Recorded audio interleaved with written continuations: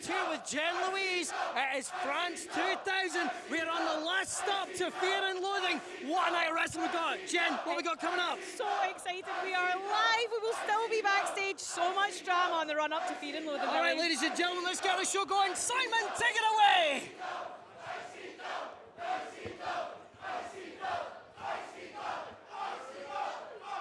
Ladies and gentlemen, please welcome at this time the ICW Commissioner, Carmel Jacob, and the owner and founder of Insane Championship Wrestling, Mark Dallas!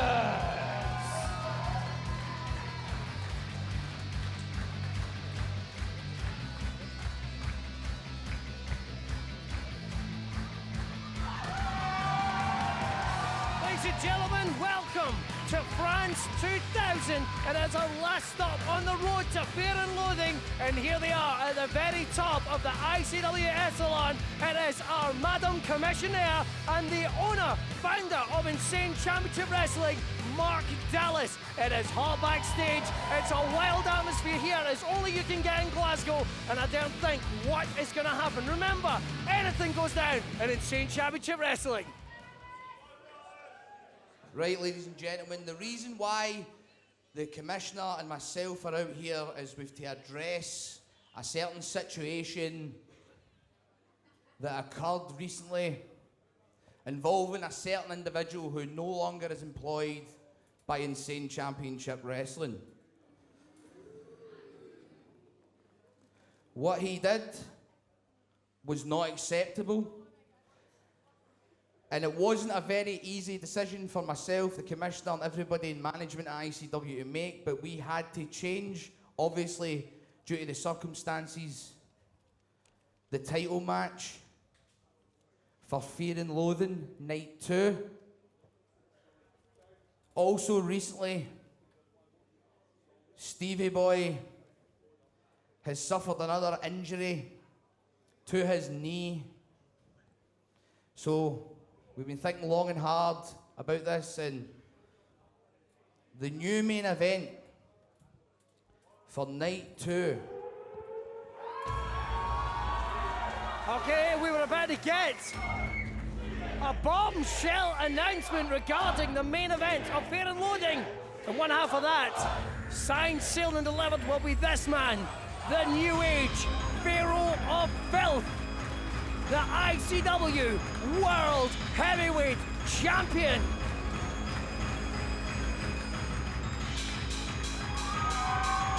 The leader of the Filthy Generation. Fans, I can't comment too much on the situation with his original opponent. I've been told very much not to. But you don't tell the Reverend Stevie what to say. You can still see he's carrying that leg injury from a vicious assault at ICW Gonzo. I understand he's rehabbing it as much as he can. Taking it from day to day. Let's hear from the Reverend Stevie.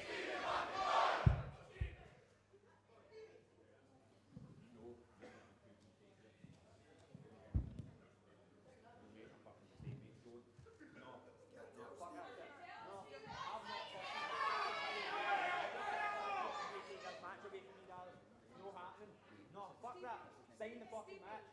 Sign the fucking match. I don't give a fuck about what. I've not busted my fucking hump for the past year to come back here for you to take this away from me. Right, fans, our microphones.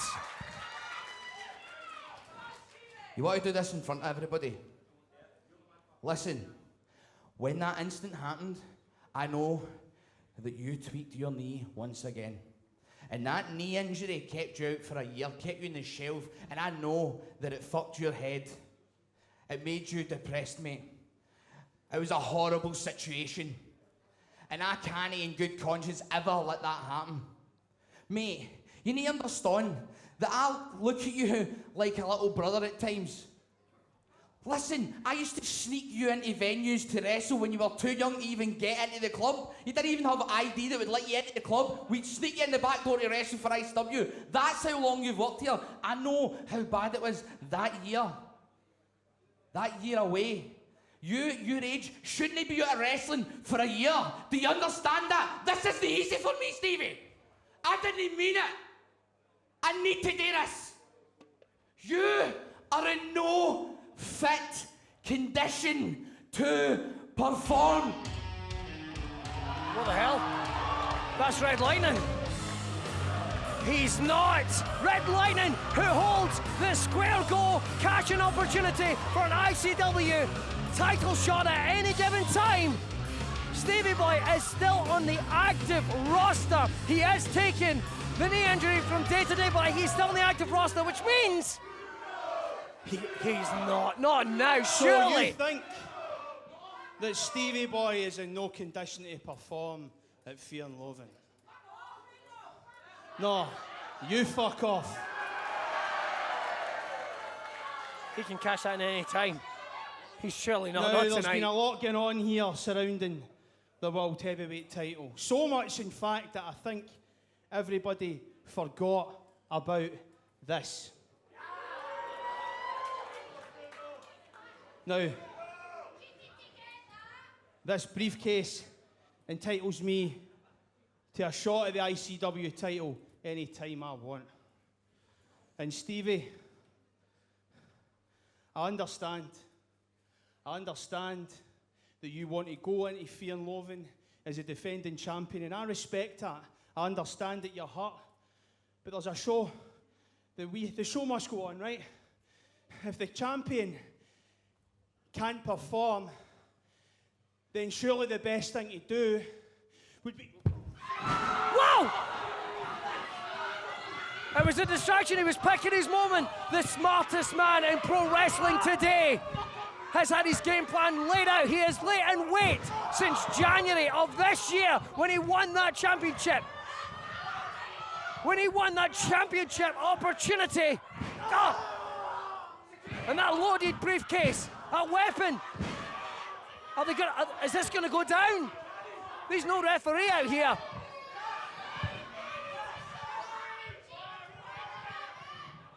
But he's picked his spot. He's called his shot.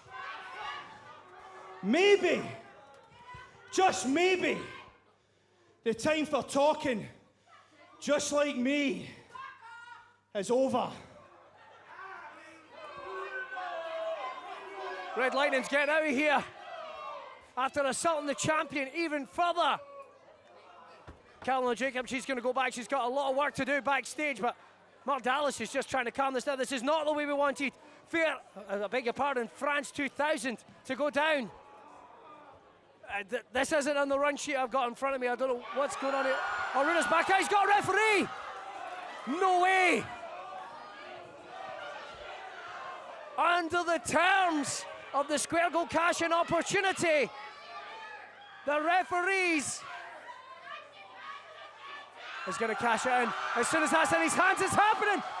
We are kicking off France 2000 with an ICW World Heavyweight title shot. Stevie's not even dressed to compete. This match is for the World Heavyweight Championship. Blasting over the super kick, but that's not going to be enough. Stevie's not dressed, he's operating on one leg. That surgically repaired knee.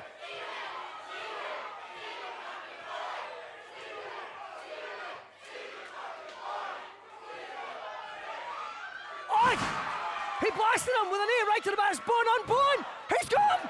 Wow! Reno's fucked it. Ladies and gentlemen, he is your winner and still ICW World Heavyweight Champion, Stevie Boy. He fucked it. Reno fucked it. He waited 8 months and he fucked it. I mean, it's a sad story to tell, certainly, but after waiting all that time, we thought history was going to repeat itself. He's going to cash that in, get the ICW heavyweight title, but he is assaulted the champion who managed to blast him blast him with a... There's no knee pads, there's no protection of any sort. Cut the fucking music.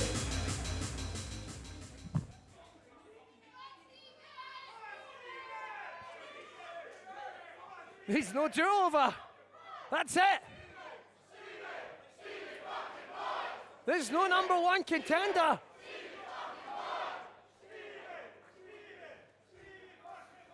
Do you know what, Dallas? Well, that and all. But I've had a wee moment to kind of mull over everything you were just saying there. And I'm sorry to be the one to say this, mate, but you're wrong. You are fucking dead wrong. I know you don't think I'm ready. I know you don't think my knee can hold up. But you, above everybody else, should know I don't give a fuck what people think. No. Sign the fucking match, Dallas. This is your last chance. Sign the fucking match. What am I meant to do with this? You want Joe Coffey to pay for all the shit he's pulled the last couple of weeks? Let me be that fucking punishment. Let me take him to Fear and Loathing and let me drive that knee through his fucking thick skull. Do you know what? I'm done. I'm not fucking asking anymore. If you're not gonna date, I'll date my fucking self. Anybody in here that's got access to the internet, I don't care if it's Twitter, I don't care if it's Facebook, if you need to fucking message the cunt, get the word out. If you're watching this around the world anew, message Joe Coffey, tell him I'm here, tell him I'm fucking waiting, and anytime he fancies a fight, I'm more than fucking game. The Reverend Stevie has spoken. The chorus singing loud, heralding like a choir of pain. He has said he wants the original map put in place. Mark Dallas, Colonel Jacob, they say it won't. But that man right there, the ICW World Heavyweight Champion, has a will, has a way of making things happen. Making the impossible possible. But ladies and gentlemen, we are on the road to Fear and Loathing. This is where it stands right now. There is not a match for the ICW World Heavyweight Championship. I've got to believe that will change. And we will get an update on the condition. Still an active member of the roster. For that injury. Tweak to Gonzo. An unsanctioned physical altercation that has taken place. These are the words I've got in the press release in front of me. The new age Pharaoh of Filth. Standing once again on his throne, throwing out the challenge. Ladies and gentlemen, I'm Billy Kirkwood here for Insane Championship Wrestling. We've got so much more to come right here on France 2000. Thank you for joining us. Ladies and gentlemen, your opening contest is scheduled for one fall. Introducing first.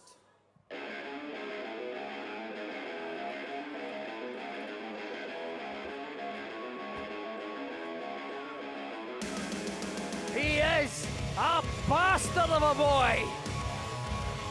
Making his way to the ring, weighing in tonight at 225 pounds from Glasgow's east. This guy is Evans! Now, over the last 12 months here in ICW, this guy has become one of the guys here in Insane Championship Wrestling. Dangerous, brutal, ruthless in an ICW ring. Once upon a time, he was under the mentorship of BT Gunn. And he set out his own path, and it has been a path of rage. Thanks, Taz, running through Insane Championship Wrestling.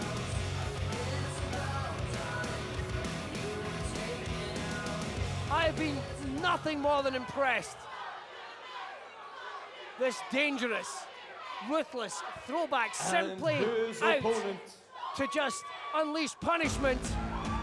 But he is going up against the original Danger Man of Insane Championship Wrestling. A walking ball of anger and mayhem. An ICW original. The one that knocks the living fuck out of you. Ladies and gentlemen, this is Kid Fight.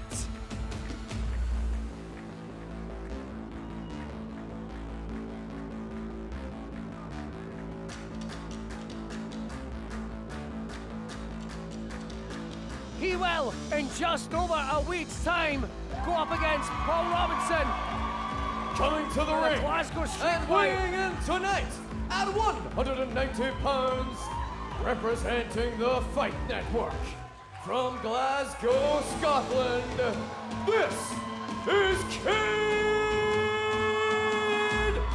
Fight! Now, Paul Robinson came into Insane Championship Wrestling. He dispatched two members of the Fight Network, looking sharp. And of course, Big Krieger back at Shuck's house party, and he said the ICW was his manor. He ruled it, and there was no one that could go up against him. That man right there, ICW through and through. Glasgow proud is Kid Fight. And he could not wait to get the opportunity to get his hands on Paul Robinson. So this is one hell of a tune-up. Both these men, big money matches at Fear and Loathing. Kes Evans will go up against the one and only Ilya Dragunov.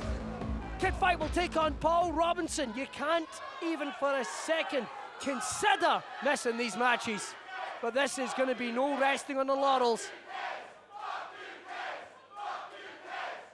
Ladies and gentlemen, I'm honoured, privileged to be joined by the one and only Simon Cassidy. Simon! Billy, great to be back. It's been a while, and what better night to do it than France 2000? Finally you're along. Finally you're back with us. I'm so excited. But what about this match, Billy? What about the start of tonight's show? What a way, well, you know, we've said it before. We are in the realm of insanity here in Insane Championship Wrestling. Anything can happen at any given moment. We will find out very, very soon what will be the match, Simon, that we may have for the ICW World Heavyweight Champion, if they can indeed compete. We know for a fact that he's going from day to day. Well, we'll soon find out, but we've got to get back to this match. A tune-up for both these men, taking on two very different opponents, but two opponents that have fought back to get into a position within pro wrestling. You got Paul Robinson, his smaller size and stature, but you can't tell him that because he thinks he's 7 foot tall. Then you've got Ilya Dragunov, a wrestler of, well, made big strides last year when we saw him. It's good to see him back in Insane Championship Wrestling, and he'll be taking on Kes Evans. And the biggest test of Kes' life, although this could be, you go up against Kid Fight. He's well-travelled, world-class caliber professional wrestler. He has held championships on 5 different continents. And he will be in with one of his biggest challenges, dispatching someone that is coming here to disrespect not only the company he has helped lay the founding bricks for, but his city, his fans right here in Glasgow. There's a lot of pride on the line, as there is for Kes Evans. I mean, let's break down Kes Evans. Once upon a time, a graduate of the Glasgow Pro Wrestling Academy right here in Glasgow. Almost an afterthought in many of the fans and many of the wrestlers. And he, just by his sheer will, got himself into a position, a prominent position here in ICW. And it wasn't politicking, it was getting into where we are right now. He is in a showcase. Oh! Well, he's on the wrong end of a toe to the boy, Simon. You know what? It's not pretty, but it's extremely effective, especially when delivered by Kid Fight. Well, Kid Fight ain't here to win any. This ain't professional ballet, Simon. This is professional wrestling, goddammit. Oh, right to the sternum, almost to the throat. And you know what? You talk about Kid Fight. For a long time, it seemed like Kid Fight had maybe decided it was time to take more of a back seat. We knew he was training. We knew he was promoting as well. Yep. It seemed like he was more focused on bringing on the Fight Network, bringing on the next generation. But like you said, Billy, something about Paul Robinson has just got in his head. And a little bit of trivia, Kid Fight this weekend will become the only man ever to have been on every single Fear and Loathing event. Wow. He does not want to lose that match. No, he certainly does not, and it will be one hell of a showcase. I mean, Paul Robinson, a man who just is fired up, a lust for villainy. Great ton of face. But then you've got Kid Fight, just one of the angriest, foot-stomping, mad bastards you're ever going to meet. There's no two ways about it. We love him here on ICW, but he's a crazy motherfucker. And Kes Evans is going to have to up his game, and it looks like he's ready to go. Well, this is a questionable strategy by Kez Evans. You would think he would want to get Kid Fight back in the ring as quickly as possible, and that is exactly why. There it is right there. Look at that face. Look at that smile across the coop in a Kid Fight. He's loving it. What's he doing? He's demolishing the place. That's what he does. He's the original demolition man. Kid Fight just ripping apart the garage in Glasgow to beat and bludgeon Kez Evans with anything he can get his hands on. Another merchandise table. Not the merch table, for goodness sake. Robin, get out of the way.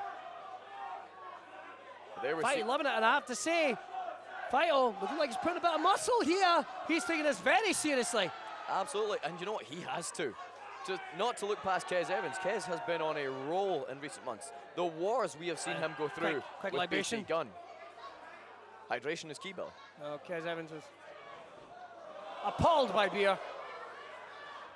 That's just a waste, frankly, but these two men brawling through the crowd, and again, obviously Kid Fight will be in that Glasgow street fight this weekend. He certainly will, and this is Kid Fight has been involved in many brawls across the original, the iconic ICW Glasgow street fight, going all the way through the battles of the Fight Network and Bad Company. If there is any other member of the ICW roster that you can point at that is not more at home here, then I don't know who they are. And again, that's why you have to question the strategy from Kez Evans. I know he wants to prove himself. I know he wants to prove he can hang with anyone, but he should get back in that ring and quickly. Kez Evans shaved off his beard and grew those mutton chops. Something, you know, I mean, the elevator doesn't go all the way to the top. And if it does, there's a tramp that's pissed in it. Well, you know what? You don't want to fight crazy, Billy. And maybe that's what he's going for. Well, you know, I'm not saying much. Oh! That was hell of an ugly. Kid Fight just lobbing Kez back over that barrier. And just, you know, we were never expecting a catch-as-catch-can classic between these two. But I don't think for a second, but I can't help but notice that in the early moments of that contest, it did look like Kez Evans was trying to wrestle Kid Fight. And as soon as it went to the outside of the ring, this has been all Kid Fight. Although Big Kez getting back into it, he is the bigger man. He is more powerful. And it has to be said, Dude Dragunov and Robinson now have an advantage because these two men are killing each other just 1 week out from Fear and Loathing. All right, Thomas Cairns managing to get him back in the ring, doing a great job, Cairnsy. Kid Fight now Kez looking Evans, like though. Seems to have suffered a bit of damage to that elbow. We know he's had issues in the past. He has indeed. Kez now looking like he's on a little bit of a roll. That vicious streak that we have spoken about before, This Billy. variation of the Garvin Stomp, he's going to go around all the joints, the ankles. Just literally looking to pick apart Kid Fight. You talk about Kid Fight having that position as being the only wrestler to make it to every single Fear and Loathing. Oh, beautiful elbow right to the chest. Driving all the air, 1, 2, and this as well. Kez Evans, nearly a decade younger than Kid Fight. So that is all going to be a come factor as this match goes on. The Dastly one taking on Made in Glasgow. And this is not smart strategy. Why would you want to make him angry? Kez, you had him. This is not smart strategy. Do not poke the bear. Big forearm, though. A slap to the face of Kid Fight. Oh, big forearm, you can see that. Just look at the power behind those blows, Billy. Glasgow beast, the Fury. Oh! Spinning kick got him there, right in the big tree trunk legs. Oh, you saw that back elbow, really smashed him. I think that snap was Kez's jaw coming together. Big boot of his own, Kez. Very experienced throwing those Yakuza style kick. What's he doing? Well, this is a mistake. What are you doing? Oh! I know Kez is looking to prove a point, but so far, brawling in the outside, going to the top rope, these are not his strengths. All right. Big superplex, can he get him over? Rolling straight over into his man as well. Beautiful! DOA! That brain buster right in the middle of an ICW ring. 1, 2. No! All credit to Kez Evans for kicking out, but what a series of moves from Kid Fight, Billy. Big mistake there by Kez Evans going to that top rope. Kid Fight has been there, seen it, done it all. And I'm going to throw it out there. I do not remember the last time in recent years we have seen Kid Fight looking this crisp, this fresh, this energized. Oh, it's definitely done something. Oh, beautiful lariat. Turn him inside out. It's all over too. But it has to be said, despite all the big moves, despite all the back and forth, neither man able to gain a definitive upper hand in this contest. No, not so far in this match, definitely. Oh, he's getting ready to go for the Kez dispenser way too early. taking out the legs, discombobulating his opponent. Knee the right to the gut. Key lock! Nailed him! Oh, he absolutely blasted him. He's folded him up. 1, 2. There you go, Fighto! Ladies and gentlemen, here is your winner, Kid Fight! That was one hell of a showing. My colleague Simon Cassidy said it. I've never seen Kid Fight look sharper, never seen it look crisper. At Fear and Loathing, he will be in one of the big showcase matches, a Glasgow street fight, going one-on-one with Paul Robinson, gaining that momentum that you need as we go into the final period of the year of 2019 for Insane Championship Wrestling. We are going to hear from one half. Fighto's on the mic. One of you's got some more poetry planned. I need to keep this quick because I'll get Thomas in my ear saying, hurry the fuck up, get backstage, hurry. That was a bit of fun. Next weekend, Paul, you wee fanny, you're getting my boys in your mouth. Sending the message to Paul Robinson, the kettle is boiling, some teabag is coming. Fighto looking very, very good here tonight. You can get the feeling. For him, it's a cup final, ladies and gentlemen. I am delighted to be joined backstage ahead of a huge match tonight. Thank you so much for taking the time to speak to me ahead of this match. Huge match. Kings of the North. You guys asked for this. So what are your thoughts and feelings going into this match tonight? Well, Jen, first things first, let me just say, Sha, it's been 2 months, but it's felt like 2 years since the last time I saw you. And I missed you, baby. I missed you. Mwah. Right, you know what's that? Right, tonight's the night. Kings of the North. You bunch of cowards. Last time you were here, you mugged off my mate Jack. When I went here, well now the odds are even. And tonight you're going to get beaten in your lives. No Kinky! No! Whoa, what's going on? That's the Kings of the North. Carvin and Bonesaw. I know they arrived in Glasgow only this morning. We didn't even know they'd been let in the building. All right, well, it's live TV, folks. Simon, let's get this going. Ladies and gentlemen, the following contest is scheduled for one fall. Introducing first.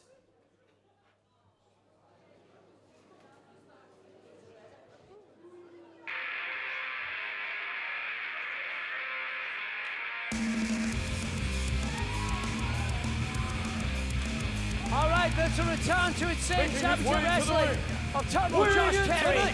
At 182 pounds, from Edmund, Cumbria, this is Josh Turbo Terry.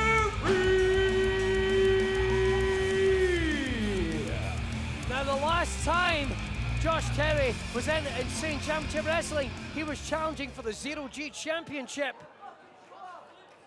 But tonight he's going to be taking on the other side of the Coffee Clan. He is the power forward, the real deal, the cruiserweight bully, the slugger. Call him what you will. This is Mark Coffey.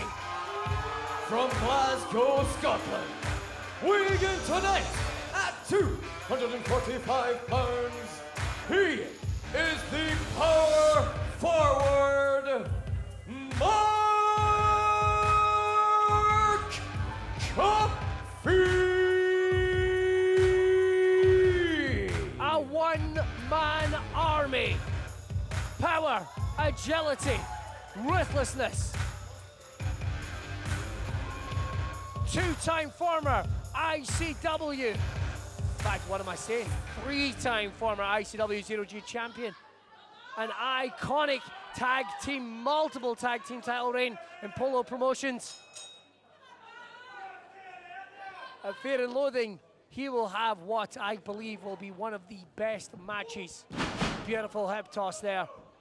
You see Mark Coffey not even needing to get a full extension on the arm, just muscling his man over. Mark Coffey a little older, a little more experienced. Josh Terry, for all the young man he has been wrestling 5 years, a hugely impressive talent. See him trying to break down the big man. Oh, rolling straight over to a side headlock there. Very impressive. It's going to lead a lot more than that, Simon, to actually take him down. Absolutely. You know, Josh Terry, one of the proteges of the great Johnny Moss, he is very, very well versed in tackling big men inside the ring. So this will be a very, very interesting contest. I've always been impressed with this young man, Evie. He's only made, believe it or not, this is only his third appearance with us here in Insane Championship Wrestling. Last time it was in a losing effort in the ICW 0G title match. And I've got to say, look at the shape of Mark Coffey. Absolutely. Mark Coffey, he has always been a big guy. There's always been a lot of power in that, but ahead of this showdown with Andy Wilde, he really looks like he's been hitting those weights, Billy. You can see that there, broader in the chest. They're already powerful, Mark Coffey. These Coffeys bred with genetic greatness, a dynasty of destruction. Both Coffey brothers have had, even though they've been in two very different paths. And it has been since Mark Coffey lost that 0G title way back at Fear and Loathing last year that we've seen a much more vicious streak coming through in that ring. Some people have said it's what's been missing, Simon. Well, you know what? Mark Coffey has had one of the most decorated careers of anyone in ICW history. The number of days he has been a champion in this company, I believe, may outweigh anyone. It has actually been more days as a champion than not, which is incredible. Just imagine that stat. But now, with this, almost as if he feels he now has nothing to lose, and that is a dangerous thing to have, Simon, in the power forward. And let's break this down. Oh, look at this. He's got him caught. Beautiful. Deadlift right straight in. I've never seen that. An atomic drop into the top rope. Oh, into a trio of big drop kick. Very rarely do we see Big Mark coming off his feet like that. And that's what we're talking about, Billy. That devastating offense, that new innovation, just finding new and interesting ways to hurt people. Changing gears. And Josh Terry, this may not be a long-lived return to ICW here. If he cannot find some way to neutralize that strength and size. Listen to that. Nearly punched his spine just straight out. You can see the redness in the arm, but they don't care. These Coffeys are almost impervious to pain.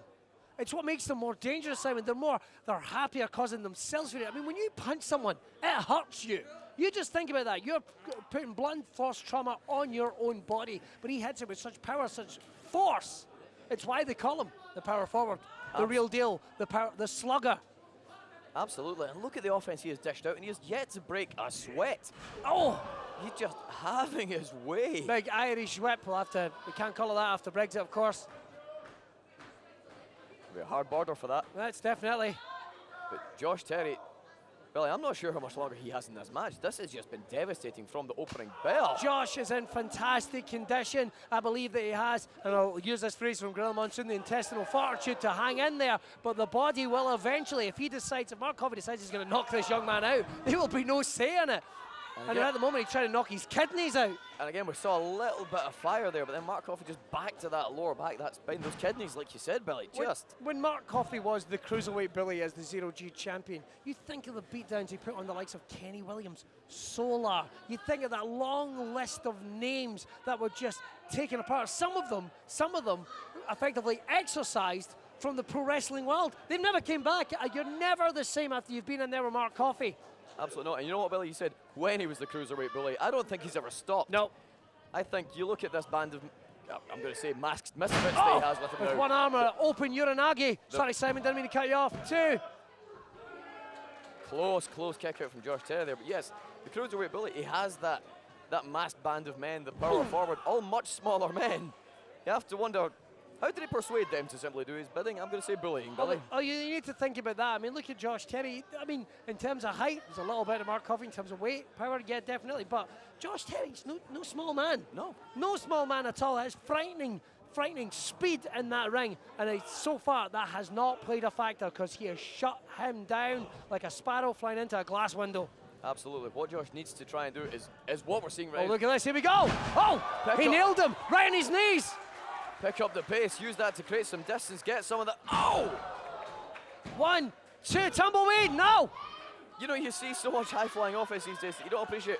That man just did a standing corkscrew moonsault. You can see, though, Coffey, the eyes that are a little glazed over.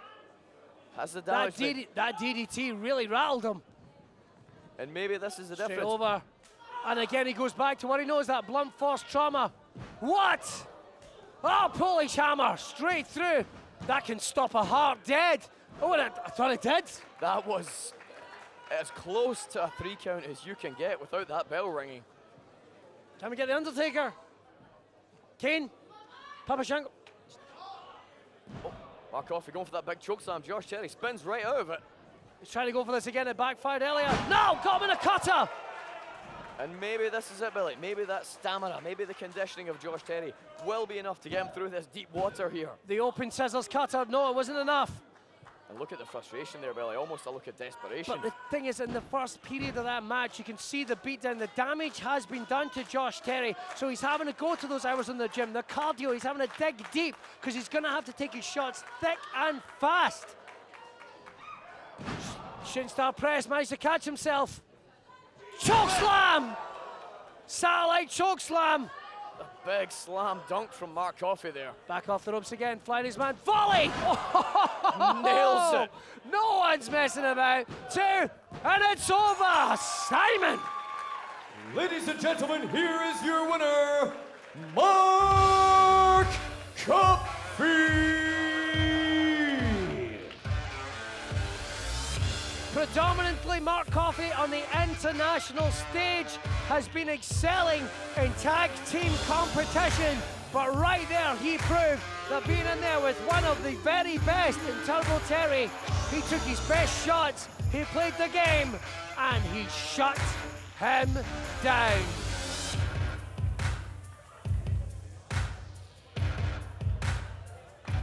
Turbo Terry looked more like a rocket, and things could skyrocket for Mark Coffey when he will take on a man he has been battling for over 5 months here in Insane Championship Wrestling.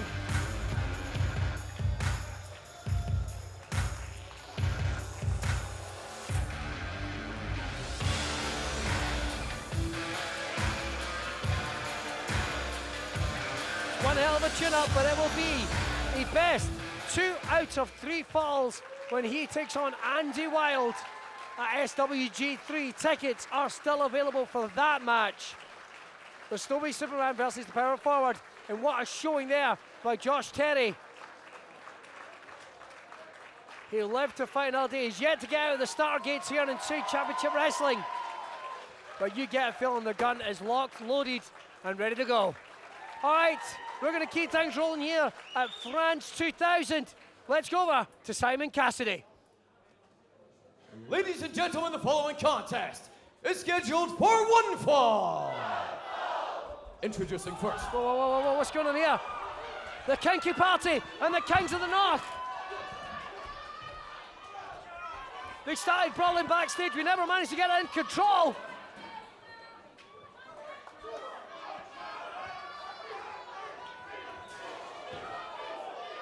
Just brawling round ringside. This is not a scheduled match. Oh!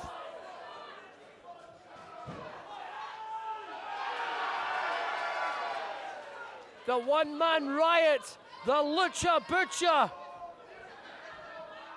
and the Devil's favorite dirty Jack Jester.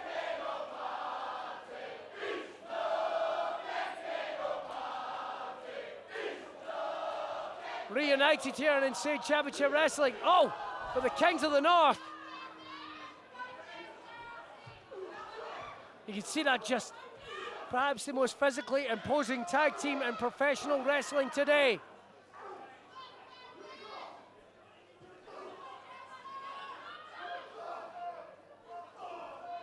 Just battling, brutalizing. The Kings of the North, for some reason, seem to target the Kinky Party, but you know, it's about getting back into contention. And the Kinky Party, icons here in Insane Championship Wrestling, former tag team champions, and that's something the Kings of the North have never had. They've never held those belts. Here's Vince Corbin. Oh! Right across the jaw of Jack Jester.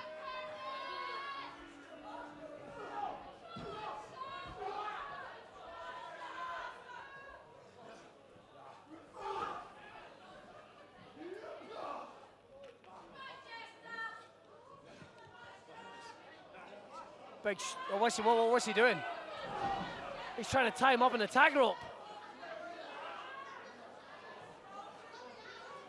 Oh no, he's got tape as well.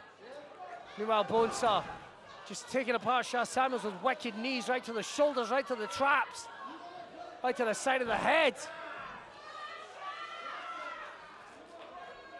We've never seen the Kings of the North like this.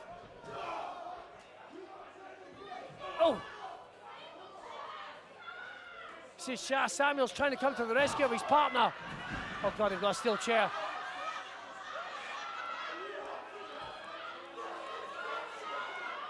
Whoa, whoa, whoa, whoa, whoa, whoa, whoa, whoa! Ah! Sha Samuels in as big and tough as they come. But he can't take on both these men on his own.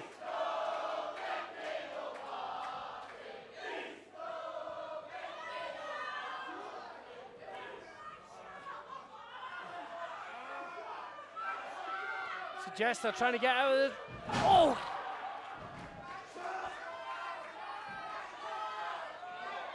See a referee at ringside trying his best to. Oh, right to the ribs. There could be some internal bleeding.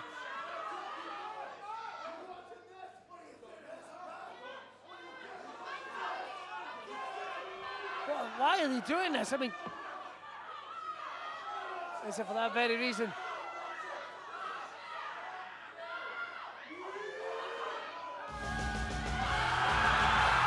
the hell's this? Ah! The Champagne Supernova! Noam Dar! What the hell?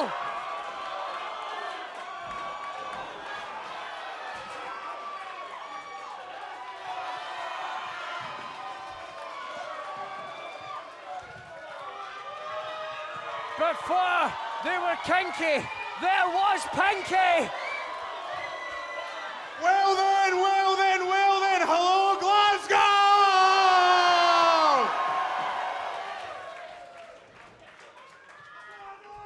I love that these two dafties thinking tying up Jack Jester's a bad thing. He loves getting tied up. Listen, dafty number 1 and dafty number 2. I want you to go and get dafty number 3 from Love Island, Mr. Adam Maxted, and next week, it's going to be the Kinky Party against you 3 dafties. Whoa! Let's go! Well then, here we go! We've got ourselves 6-man tag team action. The Kings No of the North. Pinky! No! Look at this. The entire crew out here trying to keep the Kings of the North back. And it looks like Noam Dar. Get these supply teachers out of here! The Jedi Master back in Insane Championship Wrestling. And it looks like he's going to be pulling double duty at Fear and Loathing.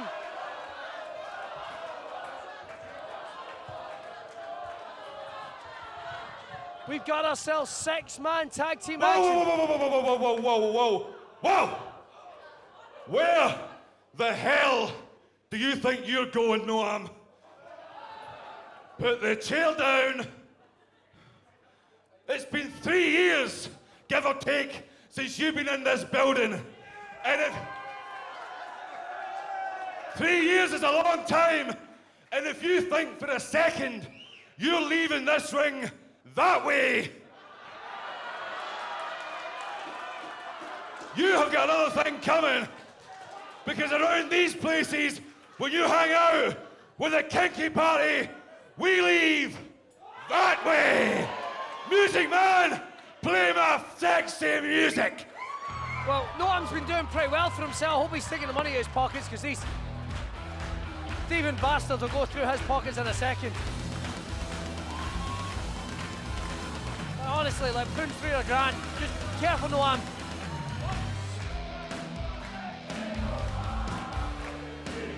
They'll finger you like a junkie with a sandwich. Just be careful.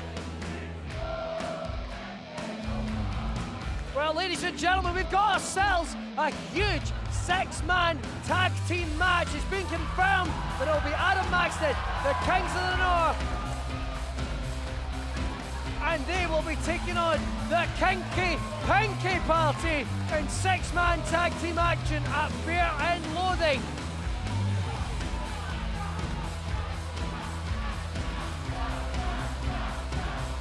Big Shah Samuels, Jack Jester, and the Champagne Supernova, Noam Dar.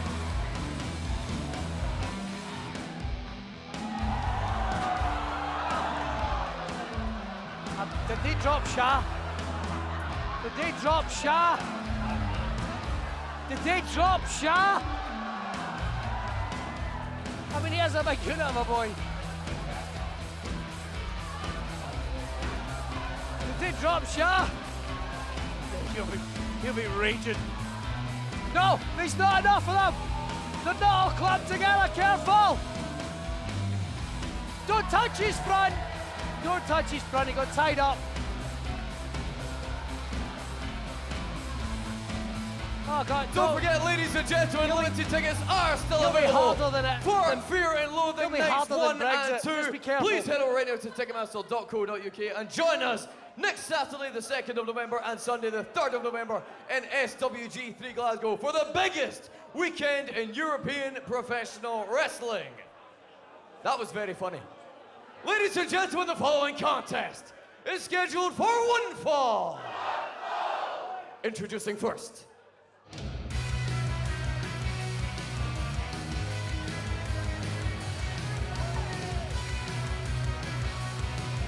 Ladies and gentlemen, making a return to ICW, we're very excited to welcome back Angel Hayes. She made one hell of an impression.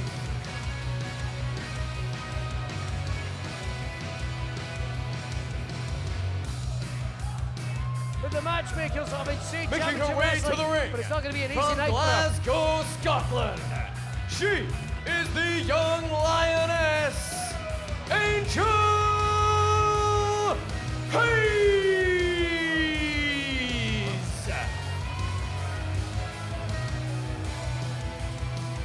Now Angel Hayes.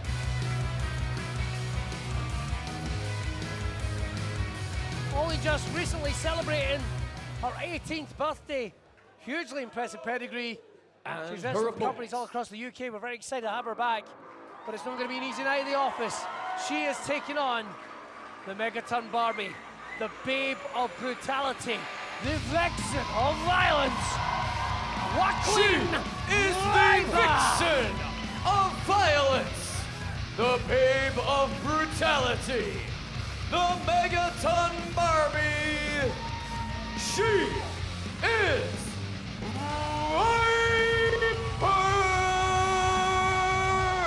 The Viper, the first ever ICW Women's Champion. She has not held that belt since she lost it in the Queen of Insanity match last year to Kelly Ray. Of course, she's been making headlines on the international stage, obviously wrestling for Stardom in Japan, and recently for our pals at WWE UK NXT. Well, I got to speed the Viper a little bit later on. Well, earlier on, I should say, as later, because I'm a time traveler now. Pickle Rick.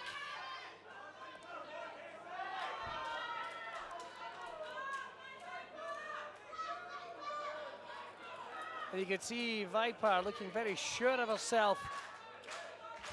Very excited to be back here in Insane Championship Wrestling here in France 2000. Nice show of respect there. Angel Hayes, trained by Kid Fight Sammy Jane. But she has had a very busy schedule, wrestling all across the country for our pals over at Discovery Wrestling. A test of strength might be a mistake at this stage. Fairly terrible idea to start that way from Angel Hayes, but you know what? I admire her moxie. I admire her going for it. I admire her spunk. Purely in the 1950s sense of the word, you understand. It's just some words you're not allowed to use anymore, Simon. Nope, they don't have the same meaning they used to. List of them here, we don't need to go through them. But don't ever say that one on air. Facebook will ban us. Can't believe you've written that down, Billy. Oh, it's not my handwriting. We'll put that one on, Jamie. Right. But meanwhile, in the ring, get Angel Hayes looking to make a big impact here against Finally, Viper, some of you may know her better as Piper Niven, NXT UK superstar. Viper, I believe. Oh, all right, okay. The Megaton Barbie. She can call herself however she wants, Simon. She's my queen. You know what? Well, One, Viper. two. Oh! Viper both. Oh! Flow straight through, making sure. Beautiful bridge there, using that power, strength, and that's what people forget, and they very rarely get to sing the praises of that in terms of Viper. Very, very athletic. Very, very, shall we say, I mean, she's very, what's the way of putting it? It's that agility, Billy. It is the agility. It's frightening because she doesn't use it very often because she principally goes with a power offense, a high-impact offense, the strength offense that we're seeing right now. Absolutely. I do think we're about to see a prime example of it as Angel Hayes again. Straight to the corner. Seemingly trying to outpower Viper. That is never a good idea. No, oh, big forearm. Why would you do that? That's about as much use as a dildo made of Nesquik. You know what? I have seen Angel Hayes compete all across this country over the last year. She has Very come impressed. on. She has come on leaps and bounds. Incredible progress. Ropes. Oh. This is not a great strategy she is adopting here against Viper. No, but you know something? Is she playing the long game? Is she trying to coax a little bit of security in Viper that has no economy? Or is she just daft as a brush? You've got to ask yourself that question. Well, you know what? If that is the strategy, Billy, that is a very dangerous approach to take with Viper because she will not give you that long game. Aye, Viper. She will end this in a heartbeat. Go on, Angel. On yourself, N. Nope, that really is what she's going for. Yep, it's good. Angel needs to not let this crowd get into her head. Oh, kick that right to the arm, and Viper went for a lariat, taking down those big thighs. Kick that right to the shoulder, and another one. This is more like it trying to chop Viper down. Big drop kick right to the temple. Yeah, really got her. And you know something? We talked about it. She's got the former women's champion down. No. Maybe not quite enough. Or has she just made the Megaton Barbie, the vixen of violence, angry? Oh, yes, she has. Straight out knockout punch there. Thought we were going to see a Viper drive there, but no, apparently we're going to see a little bit more. Bulbasaur! Off the ropes. Flying Chabs! Flying. Oh, 1, 2. And Angel Hayes kicking out. Incredible effort from this young woman. Very impressive. Well, we have been impressed recently. I mean, she's had the praises sung by the likes of Stevie Boy. There's a lot of names. Kaylee Ray has been speaking a lot about her as well in recent times, singing the praises of this young talent. She is a future. She is a future high-caliber wrestler, but she's not there yet. And kudos to her for measuring herself up against Viper here tonight. An icon of international wrestling, perhaps an icon of insane championship wrestling. You have to bear in mind, her star was born here. Absolutely. Both the inaugural women's champion, a 3-time women's champion, and the woman that made that the women's championship of the world. Defending that title in 5 countries across the world. You can show that very deliberate pace by Viper. She went for the big shoulder block, followed her straight down. Went for a vertical press, 1.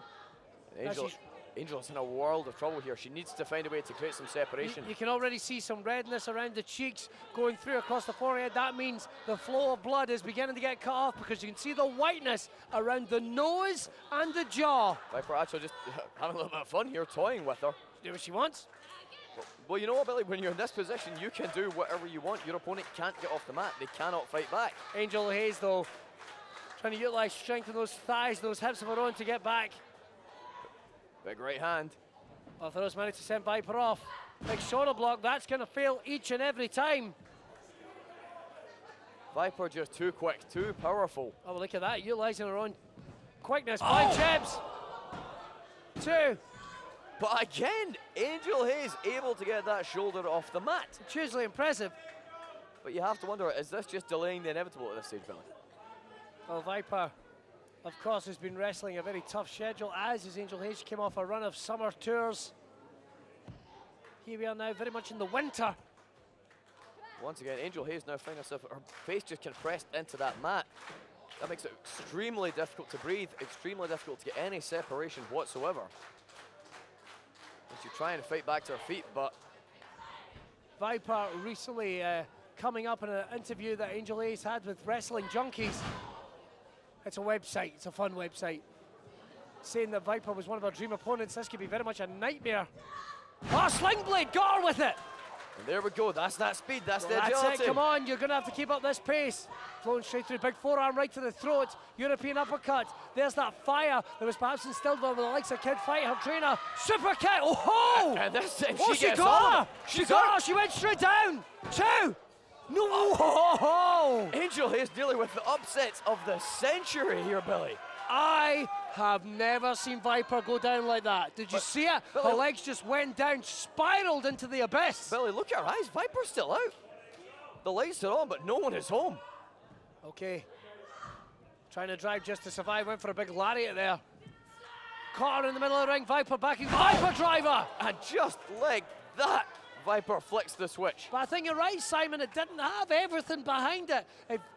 If Viper had really been a full tilt boogie, she'd have been going for the cover right about now. Absolutely, but How has she been insulted? Everyone has an ego, Simon. Everyone has an ego. Oh, she's 1, 2. Oh, she's over! What? Ladies and gentlemen, here is your winner, Angel Hayes!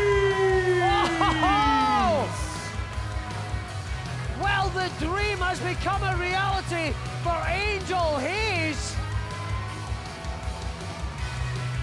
Viper once getting back in control in this match.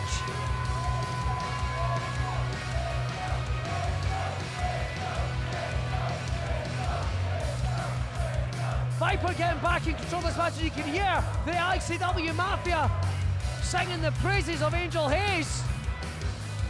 And Angel very wisely getting out of the ring. The Megaton Barbie has one hell of a temper on her. Oh, wow! And there it is again. Why would you not? Well, she can't help herself. What? We've all done it. Scotland, goddammit. Sorry. I shouldn't have done that. I just, you know, I am getting to it, right? Well done. That was good. I didn't think you. It was my fault. I underestimated you. And I guess what I'm trying to say is, you know, I wasn't your first here, but you've got a lot of potential and about. What I'm really trying to say is, welcome to ICW.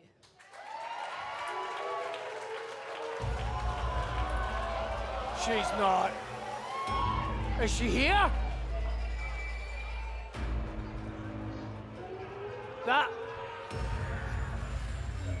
The red mushroom crowd. And here she comes. The Disney Give a Fuck Princess. WWE UK NXT Women's Champion. All hail Kaylee Ray.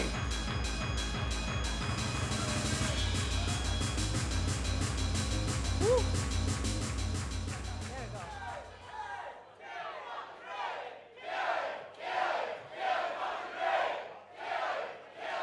I appreciate it, guys, but I'm here quick tonight. Wow. Don't think anybody expected that tonight. Now, do you know what? I've got a bit of a reputation for coming out here and being a wee bit of an arsehole sometimes, but I do. But that's not what's happening tonight. Congratulations are in order. I, more than anyone, know how hard it is to beat Viper. And you done that tonight. So, well done. A win's a win. I just want you to know how incredibly lucky you just got, though. And Viper. What the fuck? You just get better by a wee lassie? Are you taking that? No, right, okay, no. In all seriousness.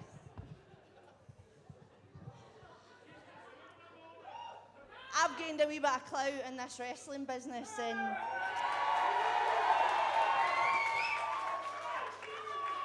I feel like having a wee bit of fun. So, Angela. Who said that? Angel Hayes. You do not have a match You do not have a match for Fear and Loathing yet, but let me fix that.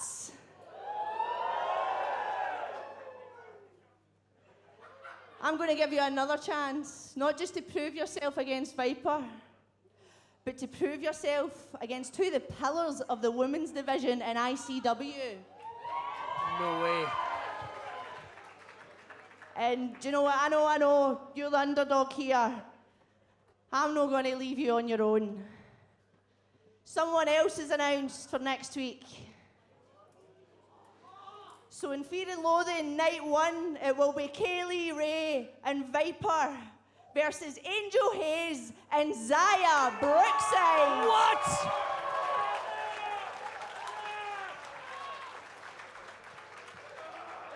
I'll see you two there, ladies.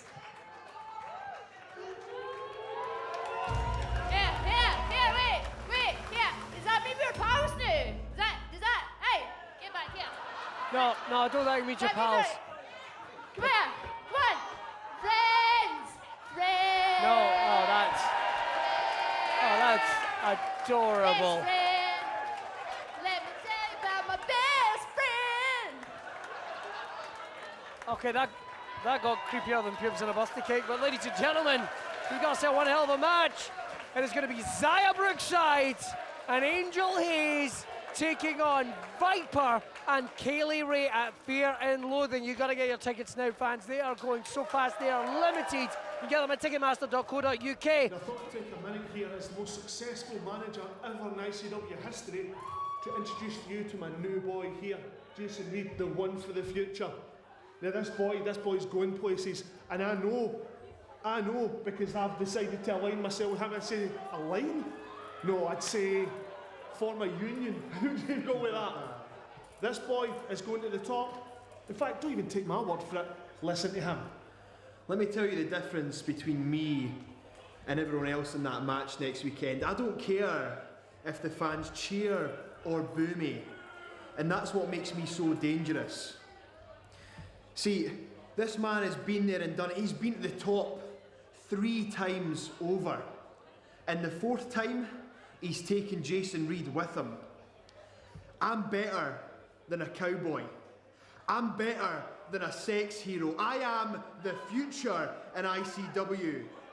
And next weekend, I'll be ready, I'll be staunch, and I'll be going to the square goal because we are, Can you say it?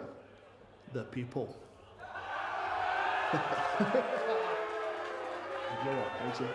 Great McCoy!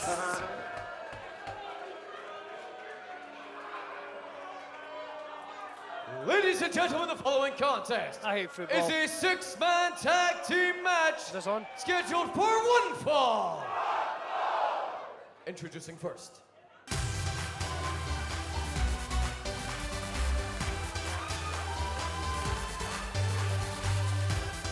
Here we go, ladies and gentlemen. Tonight, will it be more than hype?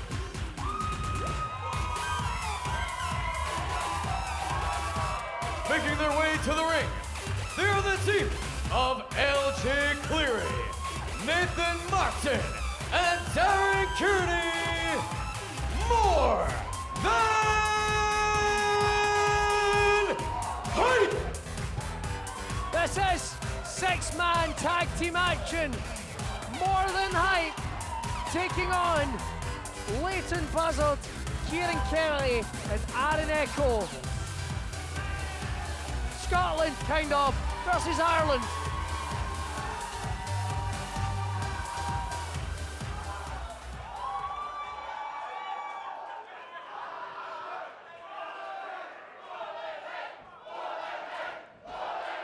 Last time we saw more than hype in this building, it was at the King of their Honors. opponents.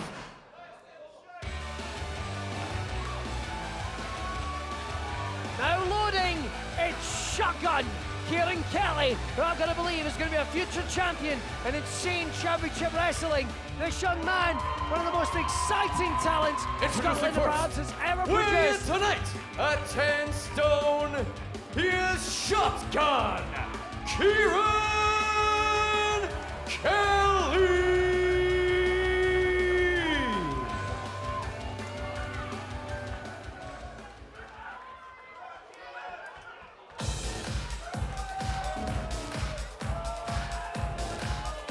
is the King of Benidorm.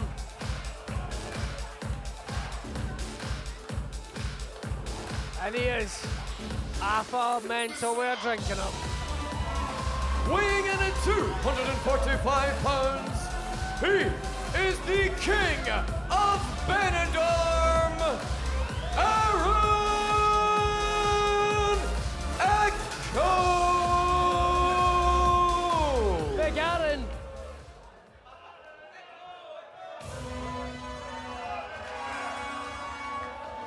Everyone on deck.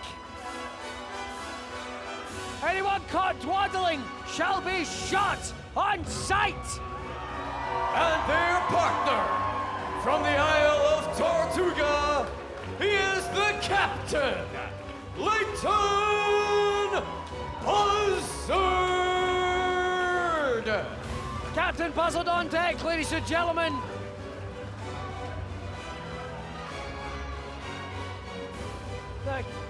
For Leighton Buzzard, he's coming off a loss to Liam Thompson and an ICW 0G Championship opportunity.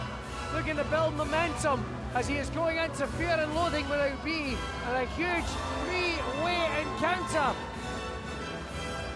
But he's gonna have to make sure he keeps his eye on the ball. I don't know, it was the Han Solo, if you will, of Insane Championship Wrestling.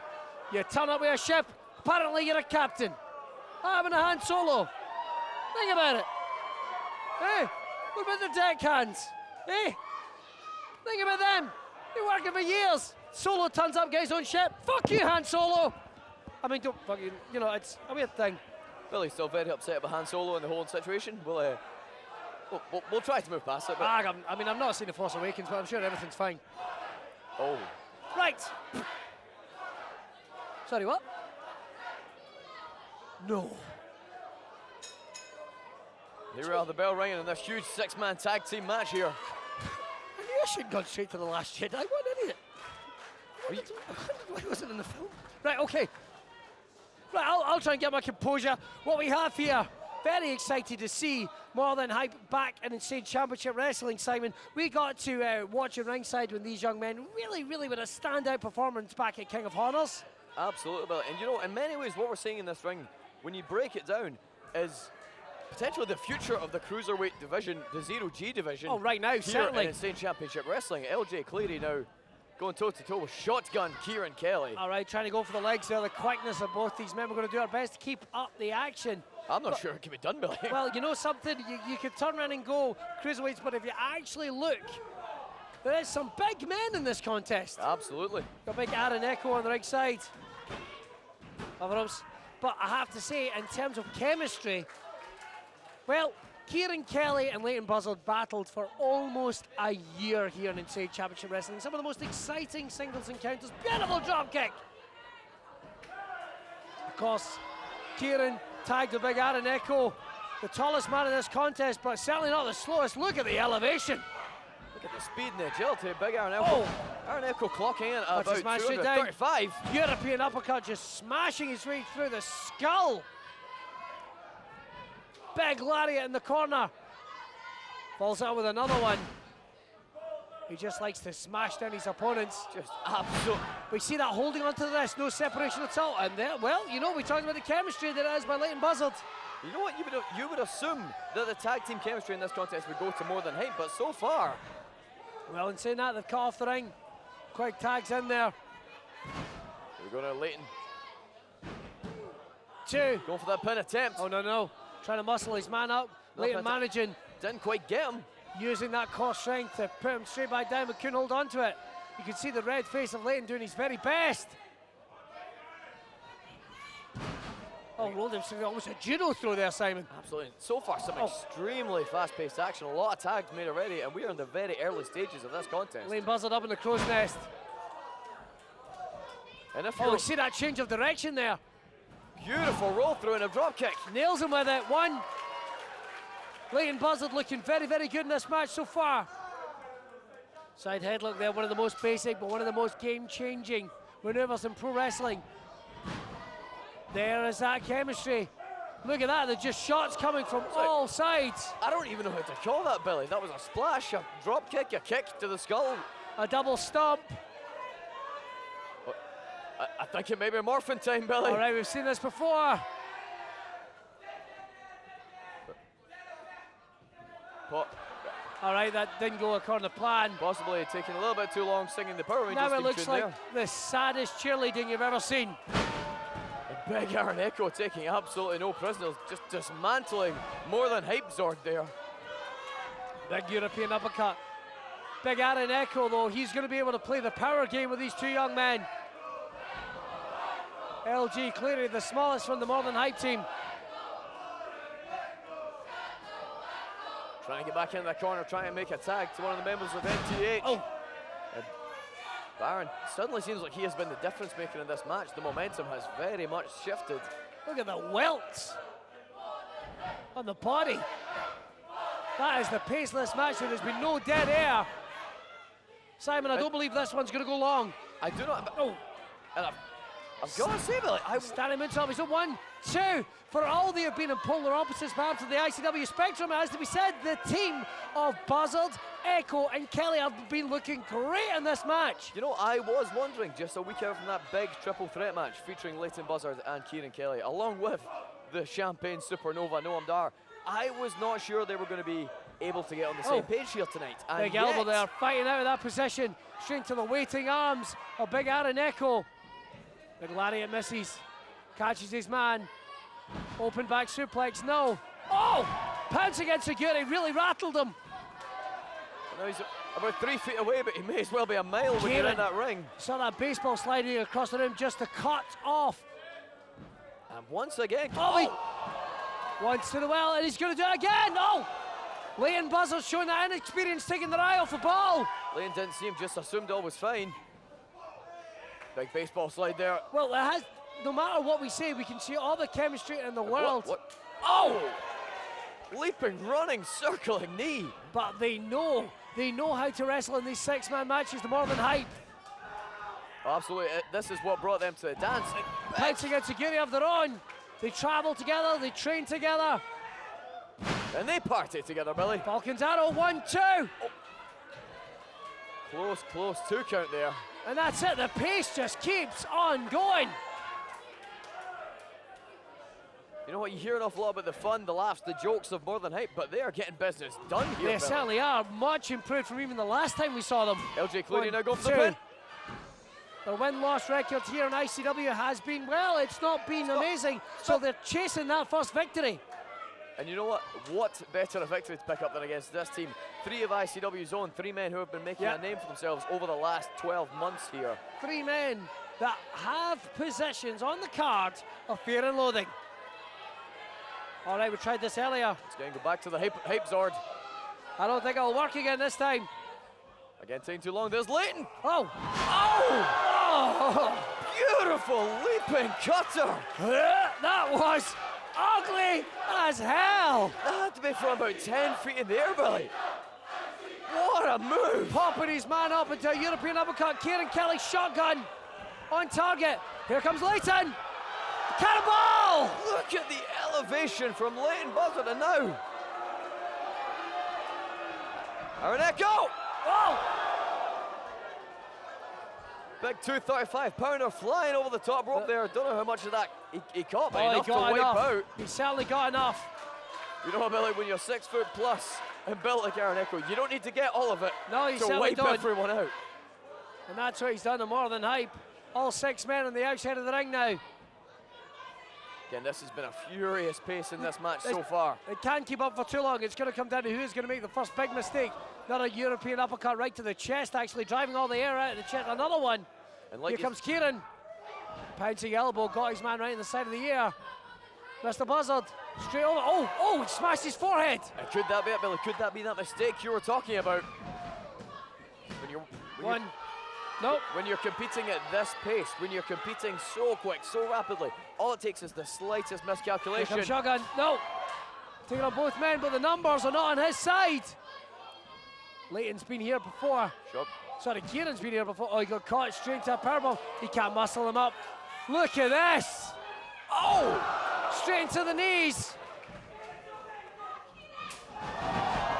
There's that chemistry we were talking about. 1, 2, it's over. Whoa. Where does Kieran Kelly get this from? Kieran Kelly, the quintessential underdog, has made a career of digging down deep, defying those odds, and we have just seen it here again tonight. We're only days removed from Guy Fawkes, Simon. This Glasgow crowd very much behind, more than hype. How much does Kieran Kelly have left? His partners are nowhere to be seen. Straight into a powerbomb. All got with a Hurricanrana. Taking out the other 2 members of More Than Hype. Here comes Leighton Buzzard, blind tag. He's not seen it. I don't think they've seen it. Cutter! One of his own. Look at this. Rolling forearm. Maybe see Leighton. Leighton trying to line his man up. Oh, we've seen this before, Billy. You've got to believe he's going for that big 450 splash. Tatuka! 1, 2, 3. Oh, no. He didn't get him. He didn't get him. I was taking the headset off there, That Billy. was as close as they come. As close as they come. What a match we are seeing here tonight, Billy. LJ Cleary thrown out of the ring by Kieran Kelly. Shotgun now trying to clear the ring. Trying to keep the momentum in favour of this modified version of the Wild Boys here. And what? We'll call him the Wild Cabin Boy, shall we? What we're going for here, Kieran. Big knee. Big man's taking Through out of big action. Trying to go for it again. A roll straight through, but Leighton took his eyes off them. Triple super kick. Finally nailing it. 1, 2. Kieran Kelly. Daniel, Nathan, and LJ.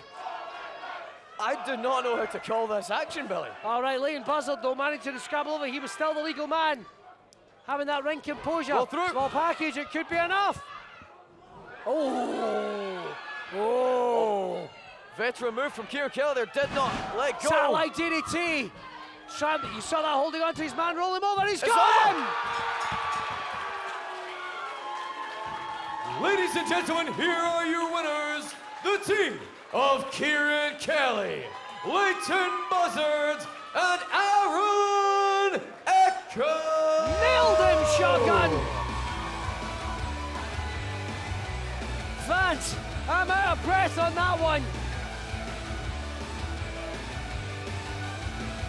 And I think these fans here at ringside are as well.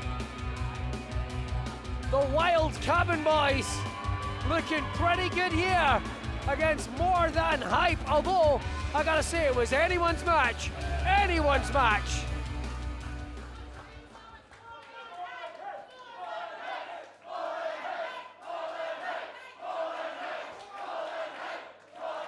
More Than Hype.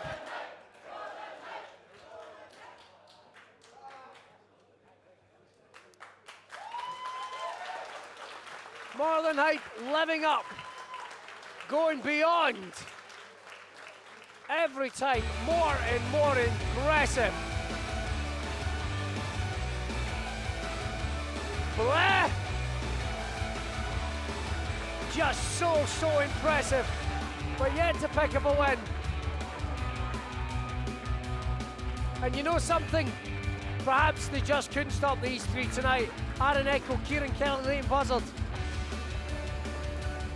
On the road to Fear and Loathing, wherever you're watching us for France 2000. We thank you for joining us. We're on the road to Fear and Loathing. Tickets are still available at Ticketmaster. From what I see, it's time for a little respite. Grab some snacks, share this feed on Facebook. We're going to be back in just 5 minutes' time. Live, wherever you're watching ICW Fight Club. Simon. Ladies and gentlemen, the following contest is scheduled for one fall. Introducing first. We are getting ready to bring some alpha attitude. Finally, it's what this planet needs. A hero. And last time, Yeston Rees. It's making here his way in to State the ring, Championship Wrestling. weighing in tonight at 262 pounds. He is the quintessential athlete. Yestin Reese. The quintessential athlete. His protein powder is quiche flavour. That is the type of athlete he is, ladies and gentlemen. Last time we saw him, he was training to go into his first ever bodybuilding competition and won it. Look at that medal around his neck. Solid gold, platinum, unobtainium. It's all in there. Alpha Action.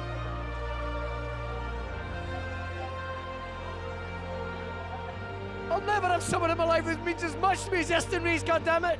Screw you, Dad.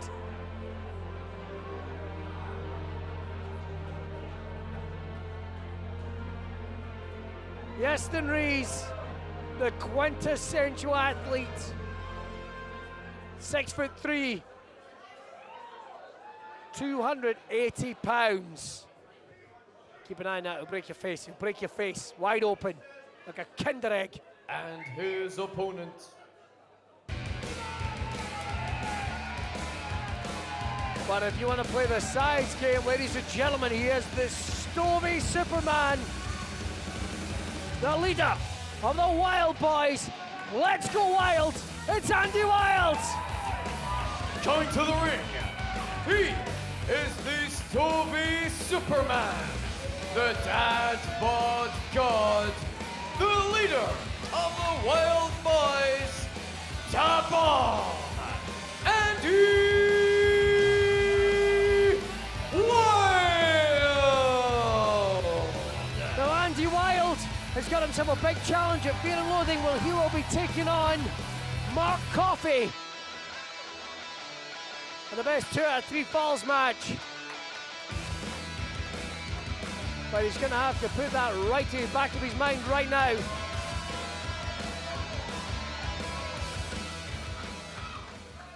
Referee Chris Quinn in charge of taking on these two big Okay, monsters. calm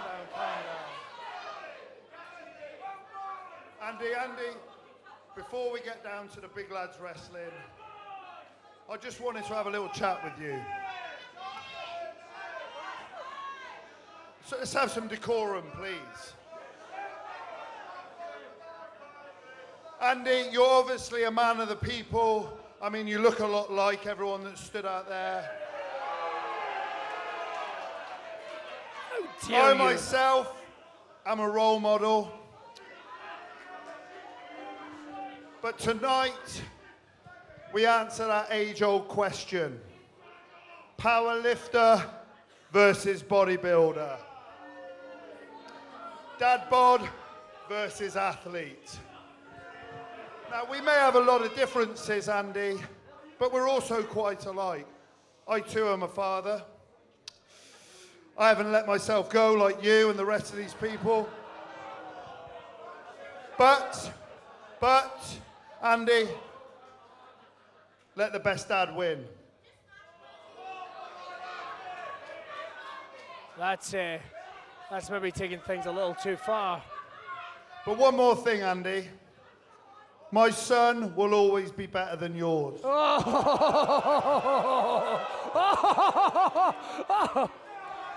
What were you thinking? Dropped Yestin Reese right in his head. The Dad bod God being disrespected, and that's what it's about. It's nothing to do with a family, it's about mind games, and that's what the quintessential athlete, he can back it up certainly in that ring in terms of athleticism, but he just wanted to make Andy Wild angry.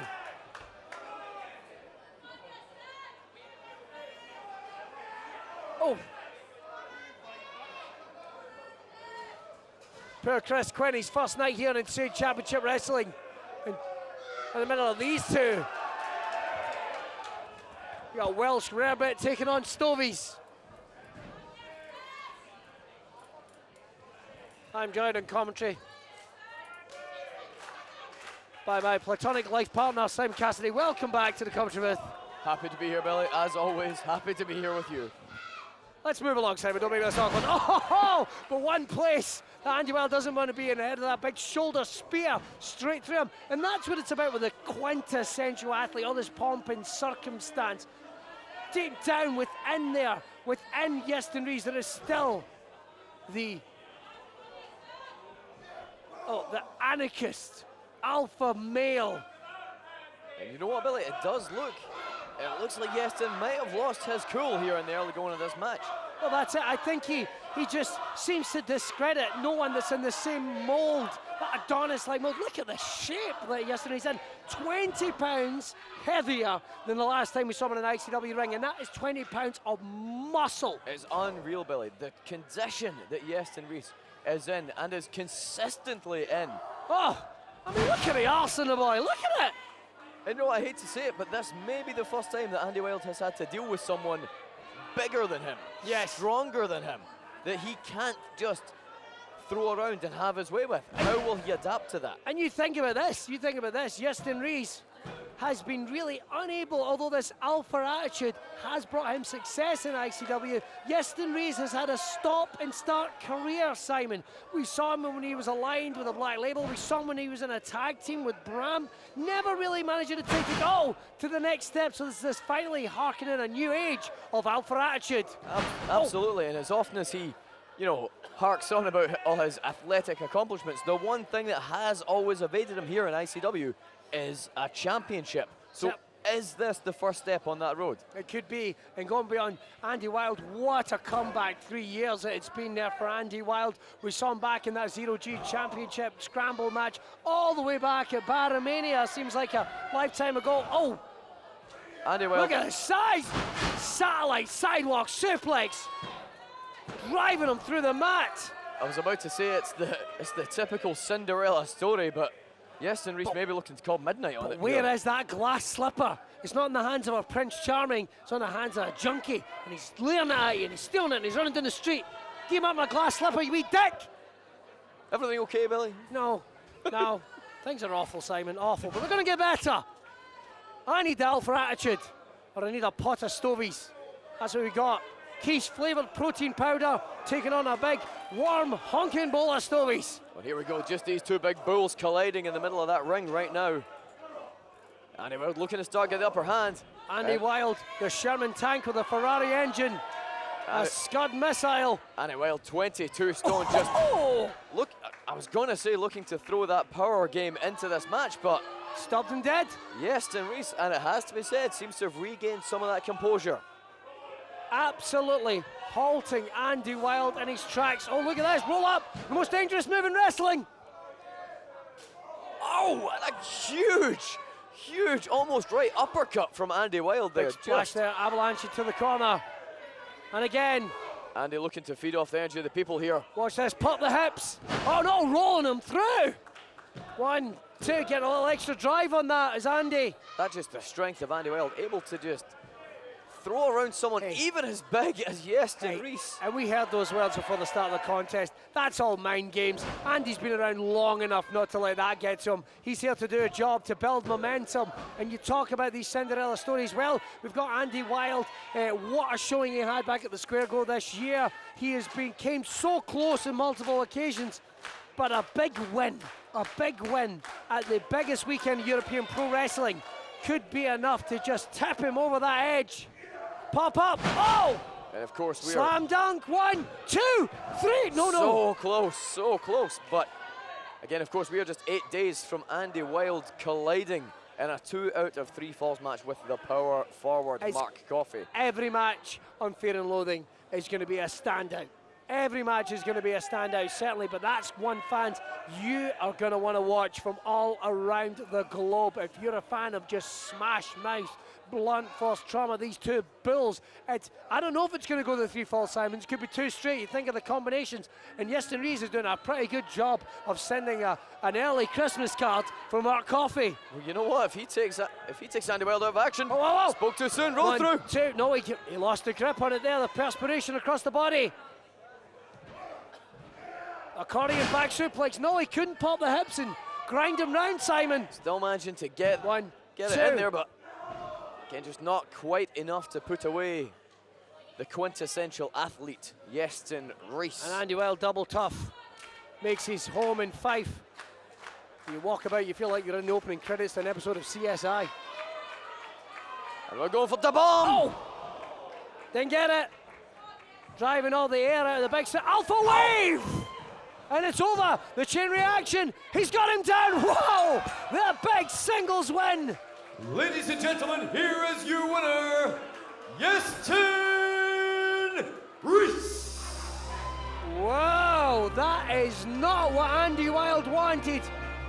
As he is going in to Fear and Loathing. But a huge, get that man his medal. Get him his medal. Medal. Ah.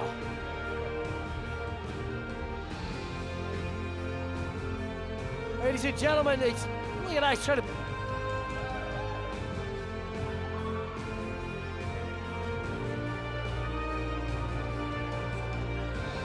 Alpha attitude looks like it is fired up. Yeston Reese.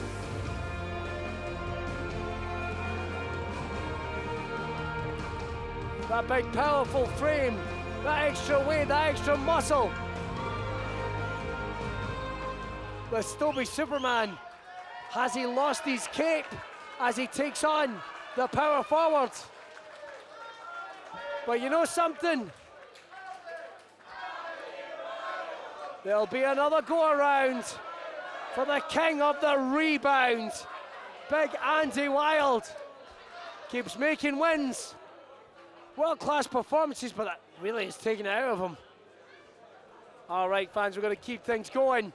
Simon, take us away. Ladies and gentlemen, please welcome at this time your ICW Women's Champion of the World, being accompanied by the wee man, Casey.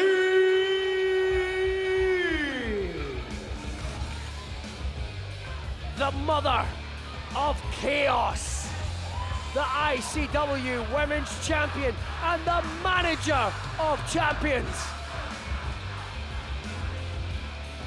The Poison Poet Laureate of pro wrestling today.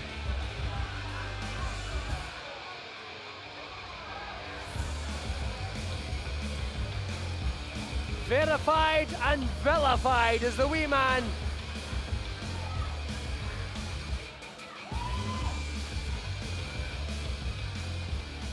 Let's hear what he's got to say. Ah! Ah! Happy Halloween, you chuntering mutants!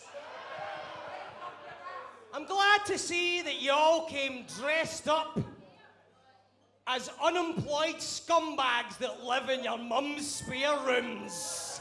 Look at that guy came dressed as the Fiend.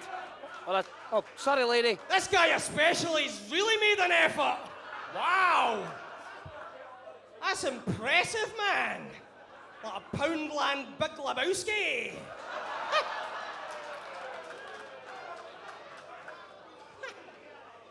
Telling you, that's incredible. I can smell the dried up jizz from here.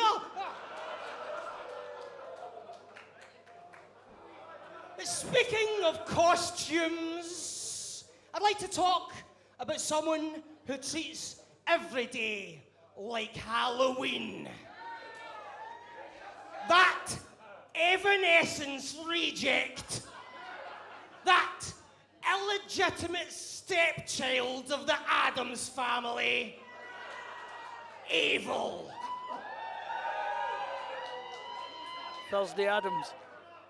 For over a year now, Evil has been getting involved in the business of my client, the ICW Women's Champion, the Mother of Chaos, Casey. And no matter how much Casey knocks her down, no matter how much Casey beats her up, how much she tries to send her back to Hotel Transylvania, Evil just keeps popping back up like the Undertaker got gender realignment surgery. tape that down. We're sick of it. It's a piece of nonsense, eh? It's a piece of nonsense. We just can't get rid of you. You're like gothic chlamydia. Oh. And now welcome ICW's bio-exorcist. She is the enchantress of the underworld, the twisted priestess, the one-woman legion.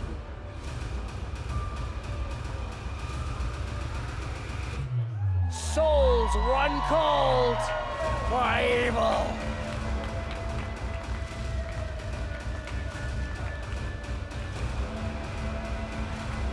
Evil, for almost one calendar year, has haunted the mother of chaos.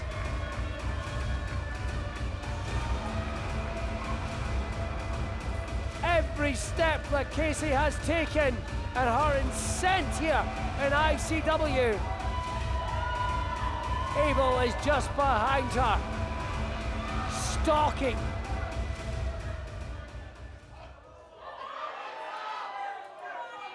Hold on, back off, you spooky bitch.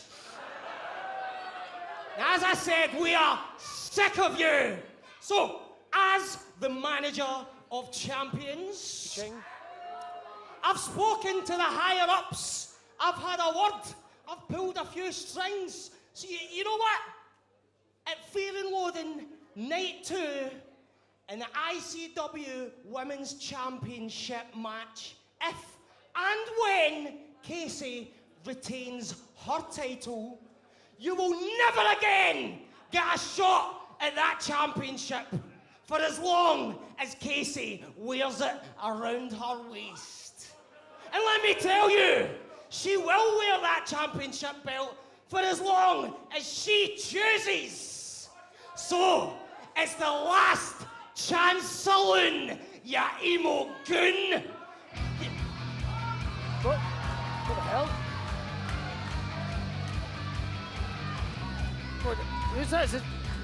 Well, ladies and gentlemen, the Madam Commissionaire, the Pipe Bomb Princess. Heard the words of the wee man. Cut the music! Ava, I've got a lot of respect for you. So despite the fact that the wee man has not spoken to management... Bloody knew it. Bloody knew it. Quite frankly, I don't think he's capable of having a conversation with anyone outside of all this attention out here. He is terrified of women. I'm gonna let that stipulation stand. Ava, if you don't win your match at Fear and Loathing, you will not get another chance at the women's title as long as it's around Casey's waist. And I just hope that makes you more determined, more hungry, more fired up than ever to make sure you're victorious in your match next week. But seeing as I am management, I'm also going to add another stipulation.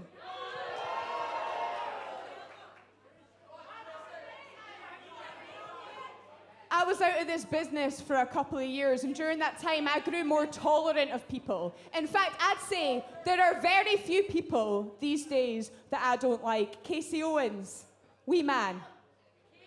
From the bottom of my heart, you're a pair of pricks. Well, that'll be in the newsletter from Carmel's desk first thing on Monday morning. Officially on the prick list. I'll get that jotted down right now. Here, don't let that chant die down. Pair of pricks! Well, it's just... So here's the second stipulation for the ICW women's match at Fear and Loathing. Wee man, if you get physically involved in any way in that match, you will be stripped of your management status. And because you're a skinny wee prick, if you lose your license to be a manager, you will be fired from ICW. In Enjoy the rest of your night, ladies and gentlemen. Peter Pricks! Well, you heard it right here. Abel loses, she will never challenge for the ICW women's title. And Weeman is gone. 15 months, you've been relevant because of me. 15 months, you're only getting better, and that's because I have made you better. And guess what? Yeah, I'll give you your dues. I'll give you your dues. You are good at some aspects of this business, like sitting behind a sewing machine making the gear for the better wrestlers out there. So, darling, or Mama Shango, you're just Sabrina the teenage bitch. What are you gonna do? Oh! It's gonna forearm you in the throat! Well, the wee man, he's been told if he physically gets injected into the ICW women's title match, he will be gone from Insane Championship Wrestling. He said nothing about tonight. There they stand once again, the mother of chaos.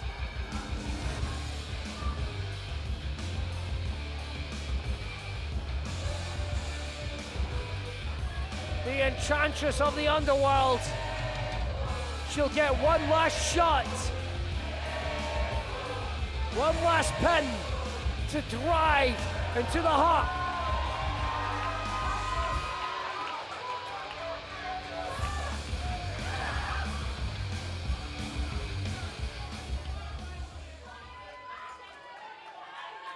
You heard it here. Ava will get one more shot at the ICW women's title. But she doesn't win. It'll be her last. These fans feel like it's time, but fans, we have been here before.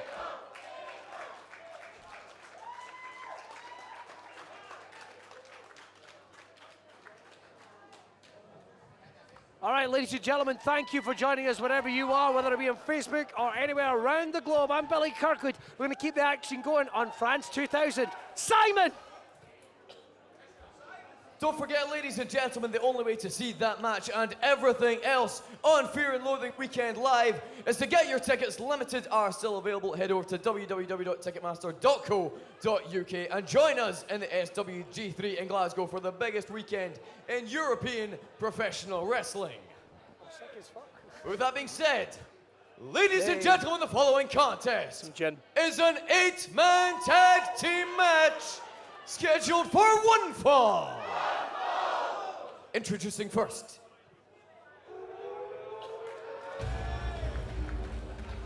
Very excited about this one. Simon Cassidy will be joining me in commentary simply because, as he said, I'm being nowhere near the ring for this one.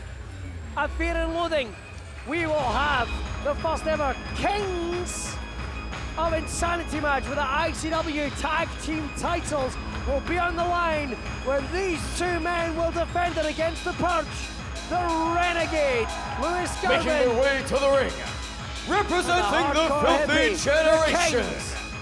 They are the team of Aspen Faith and Lewis Garvin, the Kings of Catch. You know, it's like when your mom makes you invite your cousins over. Fight Network. They have asked to be introduced as Craigie Boy and Kay-Lou Ray. The Fight Network.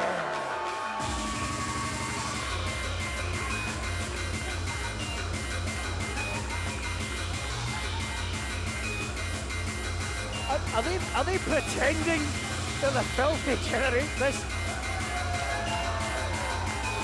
All right, well, Luke King Sharp and Big Cracker.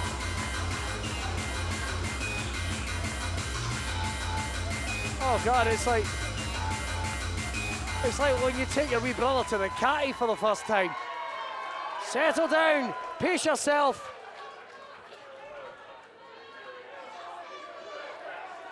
And their opponents.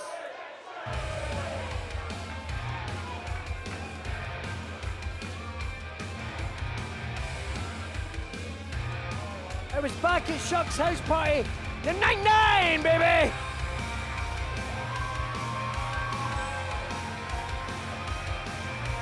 They took the Kings of Catch to the very limit. Making their way to the ring. Jesus. They're the team of Jack Morris and Dickie Divers. The 9-9.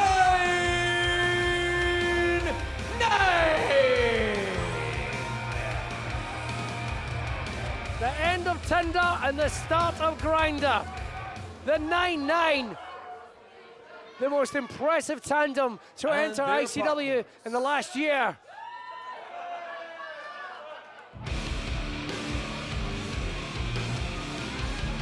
Nick. We'll call it They are the team of usual the peg Outlaws, fellows. Stevie James and Look at these men. Crowbar, the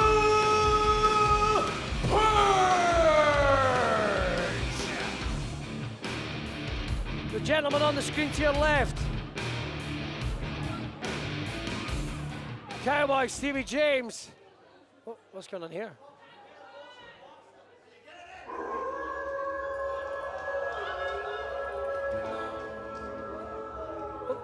What the hell?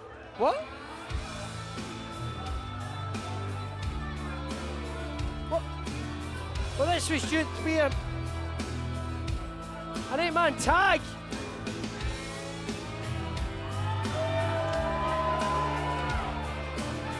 And the regulator, the former ICW World Heavyweight Champion, the Big Bad Wolfgang.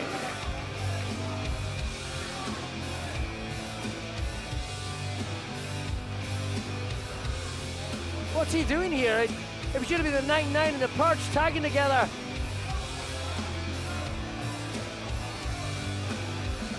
What the hell is this?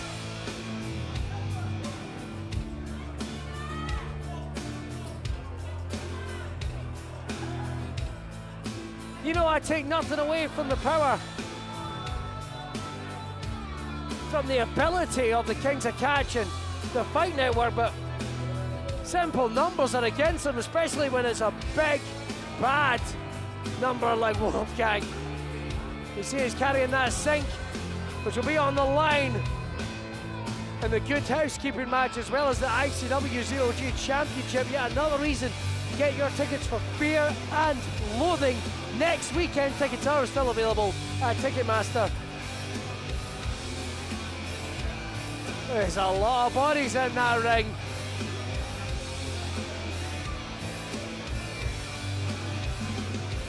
Fans, we are coming to you wherever you can watch us, ICW On Demand, wherever it is in the wrestling universe. And of course, we are on Facebook Live. This is France 2000. Thomas Kearns is somehow going to be in charge of this contest.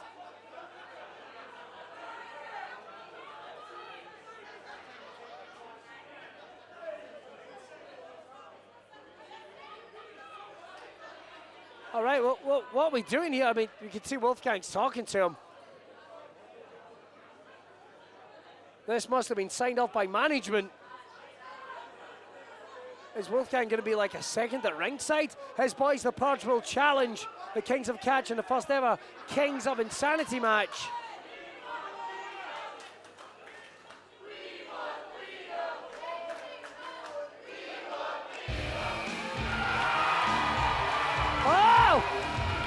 Just as a small chant started amongst the ICW Mafia. It looks like the numbers are even up. It's Sync 316.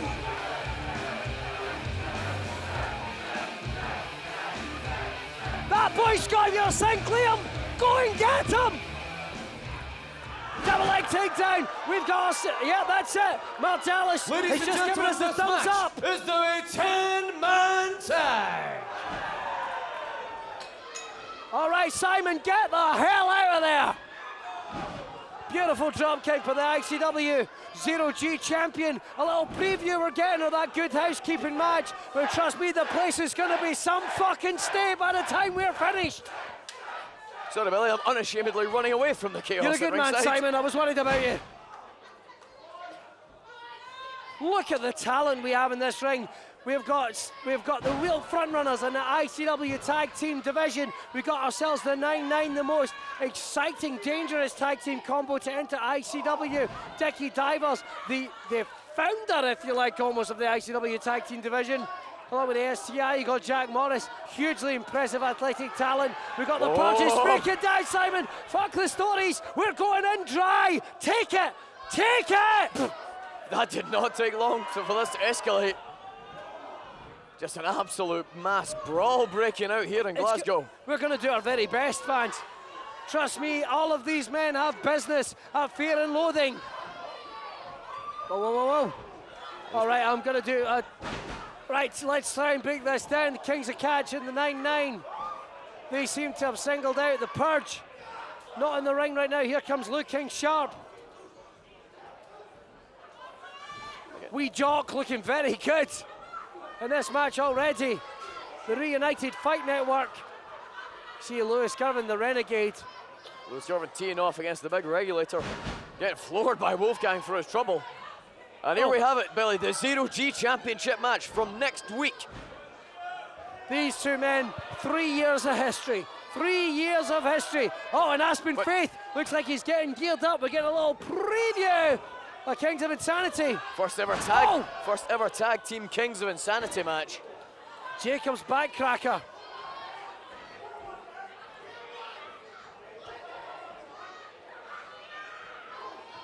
Liam Thompson and Wolfgang now just kind of grappling each other. And again, another Jacob's backcracker. We're doing our best. We've got a crack team here, fans. They're doing their very best to bring you the best images we can. You know, I was going to ask why... DDT by Crowbar. I was going to ask why Liam wasn't going for the pin, but I don't even know if Wolfgang's a legal man. I don't think anyone knows. Scudmaster Sexy, right on point against Crowbar. Beautiful diving European uppercut. Big Krieger. See Dickie Divers now going for that clothesline. Big boot from Dickie Divers. Very interesting offense there to the bigger opponent. Off ropes.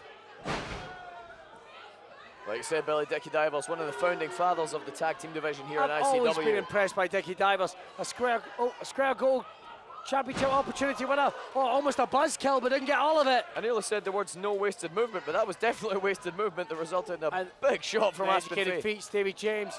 One of the most frighteningly proficient strikers in ICW, but he is a long way from home in the electric chair.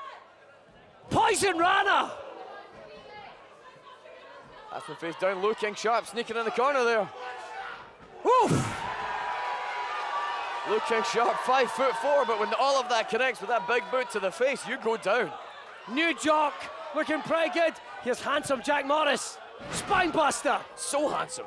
Oh, imagine him leering down on you in the face, twisted in sexual ecstasy. Oh, big that kick there. Oh, 66! Absolutely tearing through Lewis Girvin, and just like that, we're back to Liam and Wolfgang. Terrifying power that exists within that body of Wolfgang. The last thing, oh, look at you can see that just as Wolfgang gets respite. The Purge straight on it, and that's what they're doing. Bad Company want to play the whole game. Imagine if Fear and Loathing, they could bring the titles home. Absolutely, you know what, Liam Thompson may have come out here to even up the numbers game, but for terms of teamwork and cohesion. What's happened, Wolfgang, he's going into the top of he's going into the ring. What? Oh my God! The howling! What the?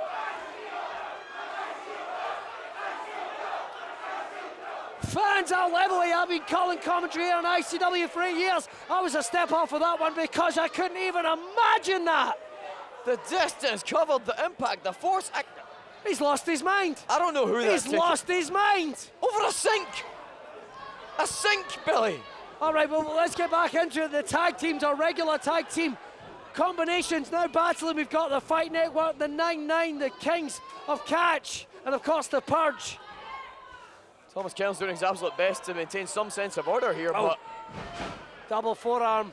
Krager and Jack Morris taking each other out of the picture there. And look at that, it is the teams that are going to be battling in that King of Insanity match as the Fight Network and the 9-9, two teams that would love to get back into contention for that championship. It's white hot here as the tag team division in ICW right now. Billy, the ring seems to be emptying. Fight Network and the 9-9 are gone. The Kings of Catch. Liam and Wolfgang still laid out on the floor in front of us here. The Kings. It's too easy. Left alone It's with too a punch. easy. Oh! Double staple guns. I didn't even see where they got those from, Billy. An attempted Primark lobotomy. Oh, right into the skull. Well, the Kings of Catch, a little preview of what we're going to see, because remember, think of the Kings of Insanity matches we have seen, Simon. Think of some of the names that we've never seen again after those Kings of Insanity matches. Absolutely, Billy. You know what? You talk about insane championship wrestling. Imagine how far you have to go to be crowned the King of Insanity here. And this year, not just one man, not just one woman, but 2 tag teams will be going head to head. Oh, look at Liam Thompson, Wolfgang. Drop kick there by LT, right on point. Those who somehow baseball slide, no dive. Somehow back in this thing. Okay, well that's it. You know, we joke about the sink, we talk about the sink, but it's worth much more. That man right there, Wolfgang, when he was on the ascent to the ICW World Heavyweight title, he exercised Liam Thompson, took his house off him, broke the man's spirit. And you think of the lowest place you've been in your life. He was down, following that. Oh, brass knucks, right to the midsection. The referee didn't see it. Ladies and gentlemen, here are your winners, the team of Bad Company and the 9-9. Smashed him with those brass knucks. The regulator, the judge, jury, and executioner of Bad Company. Whoa, whoa, whoa, whoa, whoa, whoa. Is it only a matter of time before the last King of Scotland once again ascends to his throne?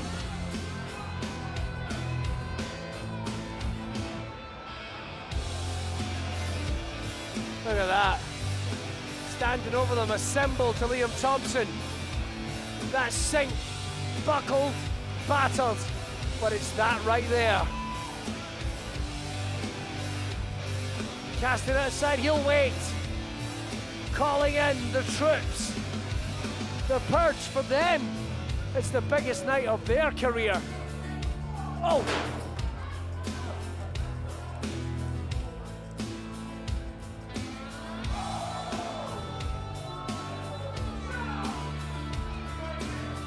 Wolfgang.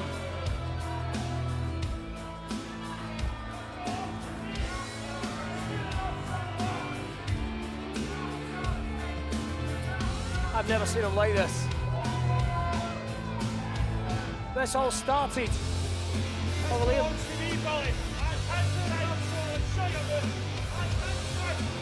He was screaming at me, that thing belongs to him. He spark out lost his mind. Over a sink.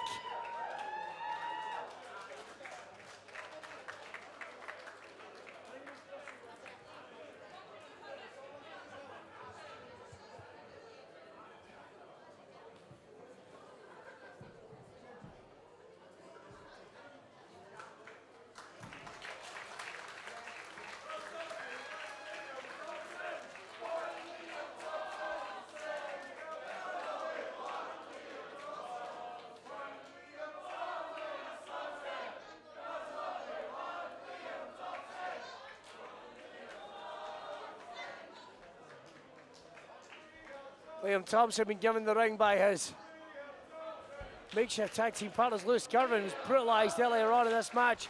Aspen Faith, you know, some of the Kings of Catch, they go with the throttle open. The Interceptors of Insane Championship Wrestling, they will be back and they will be geared up and ready to take on the Purge. But Liam Thompson, it's a ferocious Wolfgang, perhaps in a way we have never seen. Liam Thompson put on one hell of a journey to the ICW 0G title. But you know something, there's an expression in pro wrestling, there's an expression in all combat. When the hunter becomes the hunted, and he is getting stalked by a big bad wolf. Famous Ravy Davy here, and I'm here to give you a wee taster of a scheme lumberjack match I'm having at Fear Loathing. See, I've not even brought a fraction of the boys down here. This isn't even a quarter of the boys I've got. This isn't even half of the boys I've got. Nah. You see, here I've got Big Rab, man. He's just after day and 8 for attempted murder. And then this is wee Steg. He's out in license, he'll do you like that. And then last but not least, this is Big Specs. And don't let the glasses fool you, by the way. He'll chip you in a second, take your face right off you. See, Grado, I'm calling your bluff. These boys aren't here to batter you, because see if they were, you'd be in a lot of trouble. These boys are just here to make sure you don't go running away. And see, to be honest, the most dangerous Ned of all is the one you're going to be facing in the ring, because I'm what's happening. See it, Fear Loathing. Come on, boys. Well, you heard it here. We're going to have a scheme lumberjack match at Fear and Loathing. It's going to be Ravy Davey taking on Gradle. We've got more coming here. It's France 2000. Introducing first. Now, ladies and gentlemen, the ICW Gonzo movement kicked off in grand style. And we saw the debut of this man. From Edinburgh, Scotland. He is the shooter, Ian Skinner. Now, Ian Skinner was involved in a fantastic 6-man tag team match at ICW Gonzo, making his debut here on one of the big shows as we are on the road to Fear and Loathing. And it's not going to be an easy night. Two talents making their debuts of sorts. Ian Skinner, incredibly impressive, athletic, young, driven, focused. But he's taking on a man and his opponent, formerly known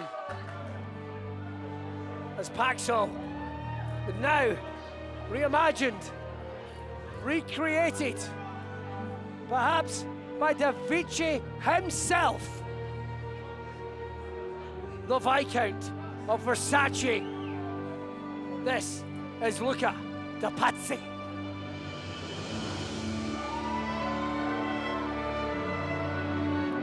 Making his ICW debut, weighing in tonight at 90 kilos, from sunny Milan in Italy, this is Luca Da Pazzi. This young man, hugely gifted, perhaps with an overabundance of frightening confidence. Oh, he's trying to get everyone on their feet.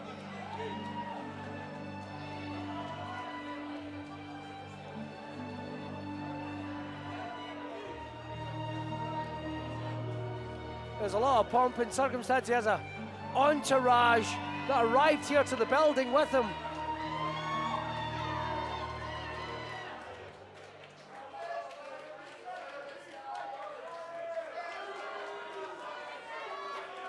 Look at him. He's like a Viennetta made flesh. It was a treat when I was a kid.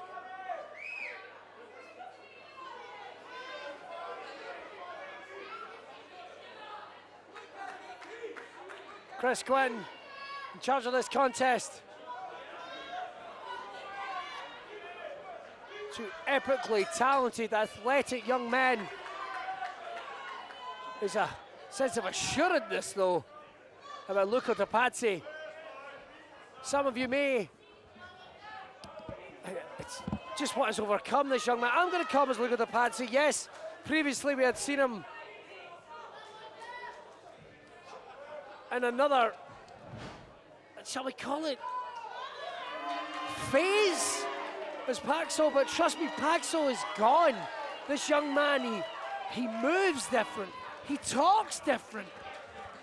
It's a completely different person, and that is how I'm going to talk to him, fans. Very excited to see him make his debut in an ICW ring. We saw him at ICW Gonzo. He had some stern words for the fans here, and of course for Sam Barber. SBX nowhere to be seen tonight. Absolutely, and of course we will see Luca Da Pazzi next week in that Battle Royal at Fear and Loathing. Oh. And this man, you know, new here to ICW, but he has held championships all across Europe. He is a very decorated competitor. Yep.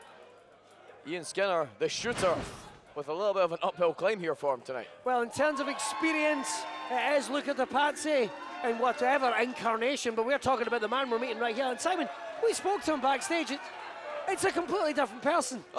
He's aloof. He has an entourage that comes with him. And asked for this giant buffet. He didn't touch a bit. Oh, no, it's just sitting there. I'm taking some home. Oh, good man. But of course, Ian Skinner, a very, very talented prospect from the PBW Academy. Yeah, been very impressed with the shooter. Oh, wonderful. You saw a very subtle leg sweep, taking him down to the calf there, making sure he's got control. And that is Luca Patsy brings together a sort of hybrid of European catch as catch can, classic British wrestling, a series of chain holds folding one another into the next. And just look how comfortable he is in that ring. Just certainly grinning, smirking, just no wasted motion. It's the assuredness of a man older than his years. Absolutely, and you know what? He is also no small man. 90 kilos, over 6 feet tall. Oh, big strike there. Skinner certainly didn't like that. Luca certainly did, however, just taking a moment to bask in. I've got to admit, I think it was very passive, but trust me, that was strong and hard. Ian Skinner, he calls himself the shooter. Oh, Rosebud, he shows great quickness. He is very gifted when he gets down to that ring. Big forearm there, not enough to take the bigger look at the Patsy off his feet. Very proficient with those strikes, but he's going to need to land them quickly and often. Off ropes. Luca keeping an eye on his man, fixed. Oh! Almost a variation of the buzzkill. He's kind of powering him over there. 2 count, not enough to get the job done. Luca wasn't able to hold his man up. Perhaps even a look of concern on the face of Luca. I think he's been up. It is that confidence of the man. Perhaps he's just got away from him. You know what? It's always so easy to overlook these newcomers. But we saw what happens when you do that earlier on tonight. Wicked chop block taking out the knee. That's exactly what he did to Sam Barber. Wrench in the knee. Wrench in the knee. That could dislocate. Wicked. Could dislocate a hip. Could tear a tendon. Hey, that's going to cut off. I mean, Ian Skinner, very fit young man, utilises every single limb of his body as a weapon. That's going to affect his shooting ability. That's going to affect his striking ability. That's going to affect his ability to match speed. And it is speed that I believe is his premier weapon. Absolutely, he is. There's no doubt about it. He's very talented, but he is the smaller man in this contest. But there is no quit in him. When this opportunity was handed out, he has grabbed it with both hands. Has been in the gym all week long. Working on the ankle, twerking the knee. Now it's that wickedness of Luca Patsy. But it's the fact he keeps taking that minute to walk away, to regroup, to catch his breath, and then comes back with some horrible maneuver. Listen, or a simple scoop slam that's equally effective. This young man is marinated in arrogance. And there we see it again. Not following up with a pin attempt, but does he think the people are cheering him? Well, one man's confidence. Well, is he that delusional? Don't you hear them? Listen to that. They're cheering Simon. They're audibly cheering the man, Billy. They're cheering. I'm not being paid off. They're cheering. Stop looking at the watch. They're cheering Simon. Billy, there is money visibly sticking out of your pocket. That's not that. Well, right, that is money, but I'm not being paid off. The Italians have a very healthy economy, Simon. We're in trouble. A big chop, but look at the face of Ian Skinner. After Brexit, what's going to be our currency? The jobby. Oh! Ian Skinner just eating those shots from Luca. That is the fire that we saw back at ICW Gonzo. That has made him, that really has popped him up on the radar of Mark Dallas. It's two young guns just trading shots back and forth. Oh, I was about to say they were getting weaker, but Luca. Certainly no friendly fire in that one. Kick it right to the knee. Oh, blasting him with a heel right across the nape of the neck. He had that snapping. 1, 2, 3.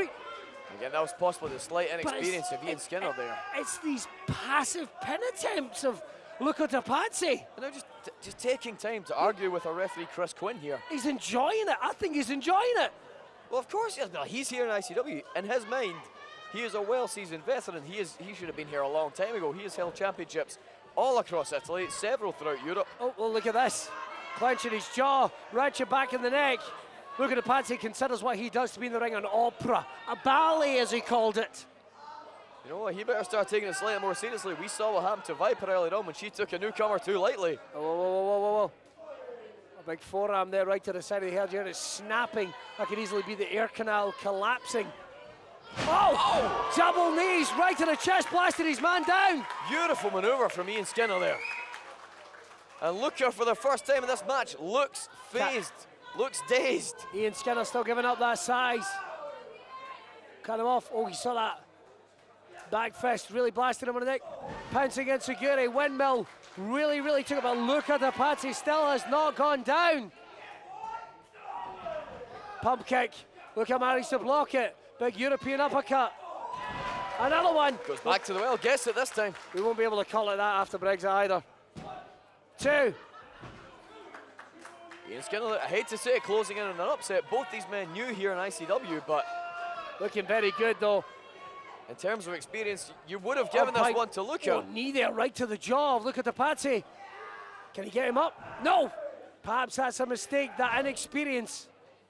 Big double axe handles bringing down that point to the elbow, right to the back of the neck that has already been punished. Another windmill kick though, didn't have as much behind it, Simon. And again, we're getting into the deep water of this Oh, match. he's managed to get him up and over. Beautiful back suplex. But Popping the hips, throwing his legs at him. Maybe didn't get the elevation, but it could be enough. 2. Chris Quinn, great count there. Well positioned, keeping an eye on these two young men.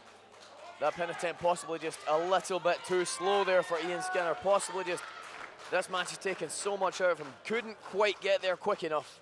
As you said it, Simon, these two will be at, oh, big lariat there. Throwing his man off, pop up powerbomb, no, but he turned it into a spine buster.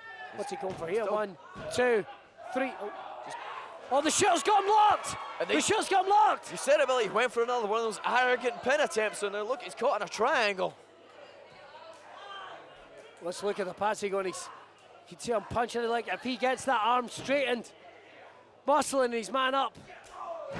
And a big clothesline from Skinner. Close, finally enough to take his man down. Enough damage has been done that I think that Ian Skinner is well within the wheelhouse of putting Luca Tapazzi down for 1, 2, 3. Luca Tapazzi is in trouble here, not the first night on the job he was hoping for. Going for a rainmaker. Cutting him off with a forearm, actually using his own momentum against him, driving the point of the elbow right at the bridge of the nose. Team up looking like he's going for a Simone. Oh, well, he's got him in the crucifix. 1, using his own size against him. No. What a match, Billy. These two men looking to Oh, put straight their through. name. 1, 2, didn't have the shoulders down though, Simon. Both men looking to put their name on the ICW roster. Another one, another roll up. 2, not in deep enough though. You know what, every one of those Look at pin the Patsy. Oh! I was going to say every pin attempt takes something out of Luca, but that kick would seem to say Greetings otherwise. from oh. Big Texas cloverleaf as it got it locked in. He calls us grazie. It's over. Arrivederci! It is done! Ladies and gentlemen, here is your winner, Luca Tapazzi. Look at the Patsy picking up a big win in his ICW debut.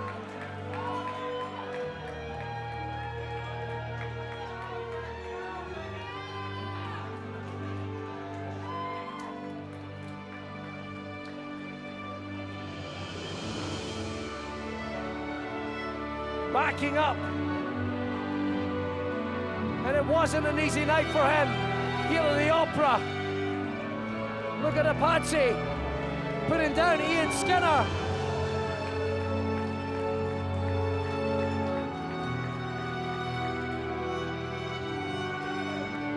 With that grazie, arrivederci variation.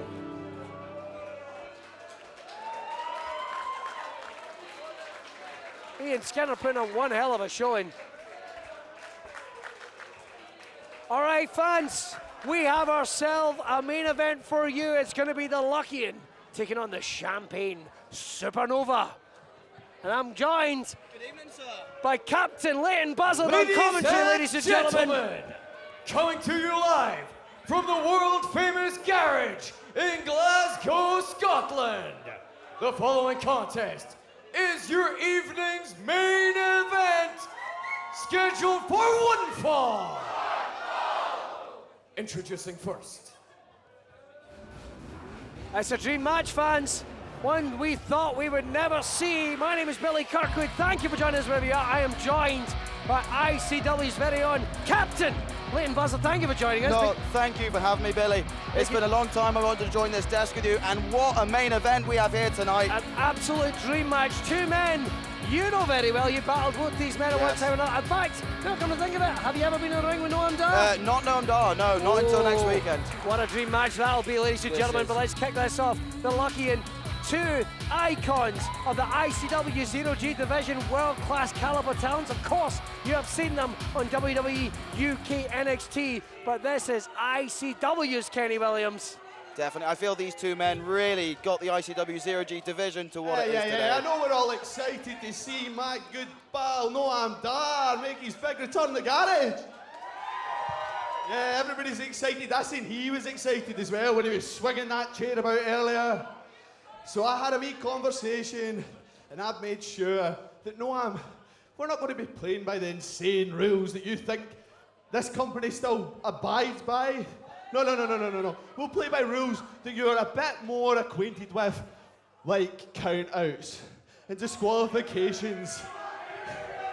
We'll play by the standard rules that you've played by for the last couple of years at the WWE. Officially, that, my man. Well, it looks like we're... It's a ruckus crowd here tonight in Glasgow. Yep. And his opponent. We're going under traditional ICW rules.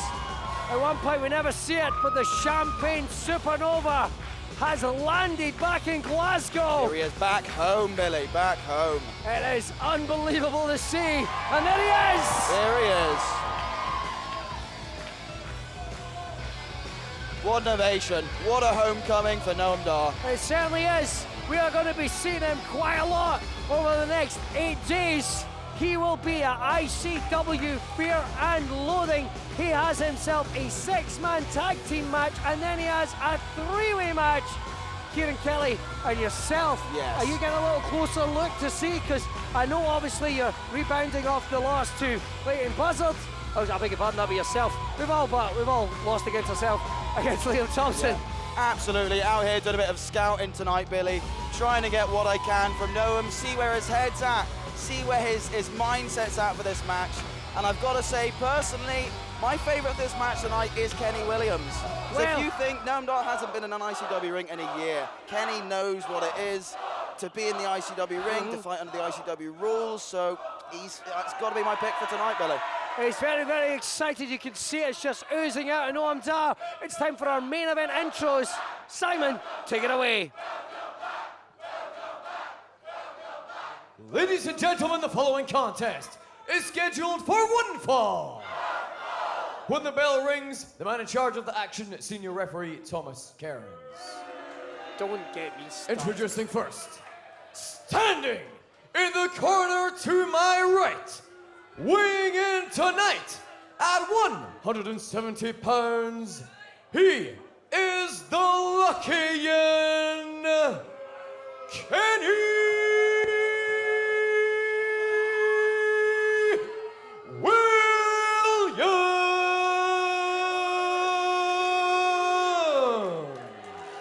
Not endearing himself to the ICW faithful over the last year here, but he has done nothing but brought success.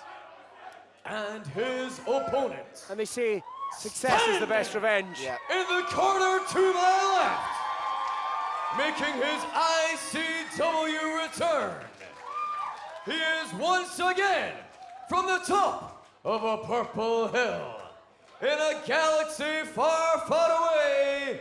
He is the Champagne Supernova, Noam Dar! Would you listen to that, Billy? Listen to that, a rebirth in ICW. I have seen so many iconic moments. I'm going to call them at ringside of both these men. Hugely excited about seeing this. This will be fought under traditional wrestling rules, so we are told now. Disqualifications, countouts. This is going to be an interesting one, fans. Which might play more into the favour of Noam Dar. It certainly could. Okay. Both men in amazing condition. Noam Dar, who had suffered a series of leg injuries that kept him on and off regular competition in WWE, but then he came back in strong style in WWE UK NXT. So he is coming in at 100%. Absolutely, but if you look at these two men, can you think of any other men with the in-ring conditioning that these two men have? It really is incredible, the shape that they're in. They have been icons, hybrid performers, bringing in a new wave of professional wrestling here in the UK. 2 measuring sticks in which other talents have been measured and looked up to. Absolutely, people like myself and Kieran Kelly. And there we go. Aspired to be like these two men in the ring right now. All right, hammerlock going into a waistlock there. These two men know each other very well, even though Noam Dar was leaving Insane Championship Wrestling as Kenny Williams was really ascending to that showcase main event spot. Oh. Interesting. Oh, there's a sign of disrespect. These two men, graduates of the PBW Pro Wrestling Academy. You can think of the names that have come out of that. Fans, wherever you're joining us, whether it be on Facebook, whether it be, you know something, if you're joining us on Facebook, get this link shared, tell your friends right now. Absolutely, what a deal for the fans tonight. This whole show for free, incredible. All right, side headlock there. Noam Dar, the more experienced of the two, there's no bones about it. Controlling Kenny Williams. A side headlock, it may be one of the most basic moves, but trust me, one of the most controlling, one of the most vicious when applied with expertise. Absolutely, just a feeling out process, I think, here, Billy. Just look at the condition of both men. I've never seen Noam Dar look better, never mind Kenny Williams. Incredible. ICW fans firmly behind Noam Dar here tonight. Oh, Kenny Williams is just absolutely just driven just a wedge between him and the ICW fans. He cares about one person, and that is Kenny Williams. And picking up big wins, a winner's purse. He wants to take that huge, huge cash bill. When you're in a main event of ICW, it's big money. And imagine getting that and a win over Noam Dar. Oh, it'd be huge for Kenny. Oh, flow straight over there. Oh, straight up, watch out, Noam. No, I'm too long.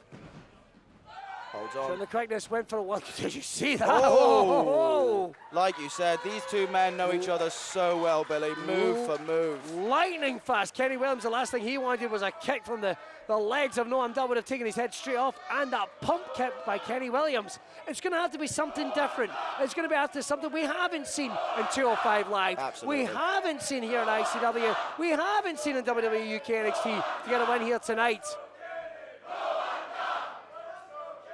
Got some Kenny Williams fans in the house tonight as well.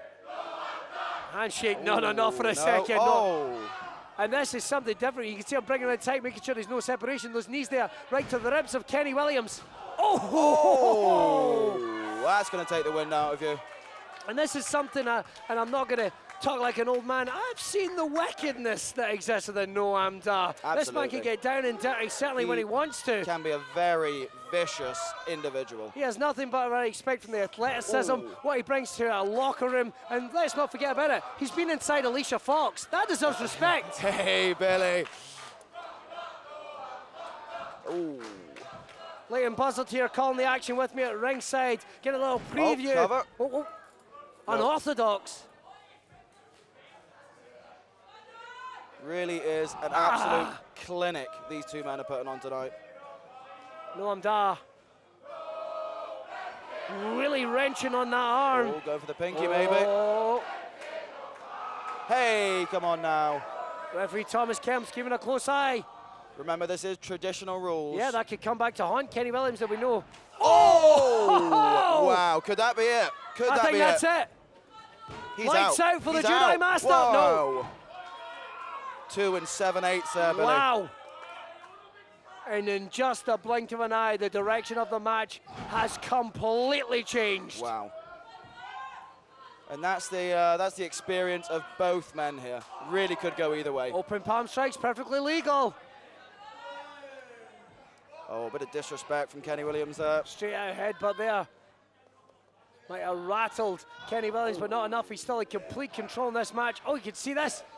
Series of forearms there. Oh, Kenny really working on that midsection. Taking away that core, that power. Gearing up the DeLorean. Oh! Not something we see from Kenny so much anymore.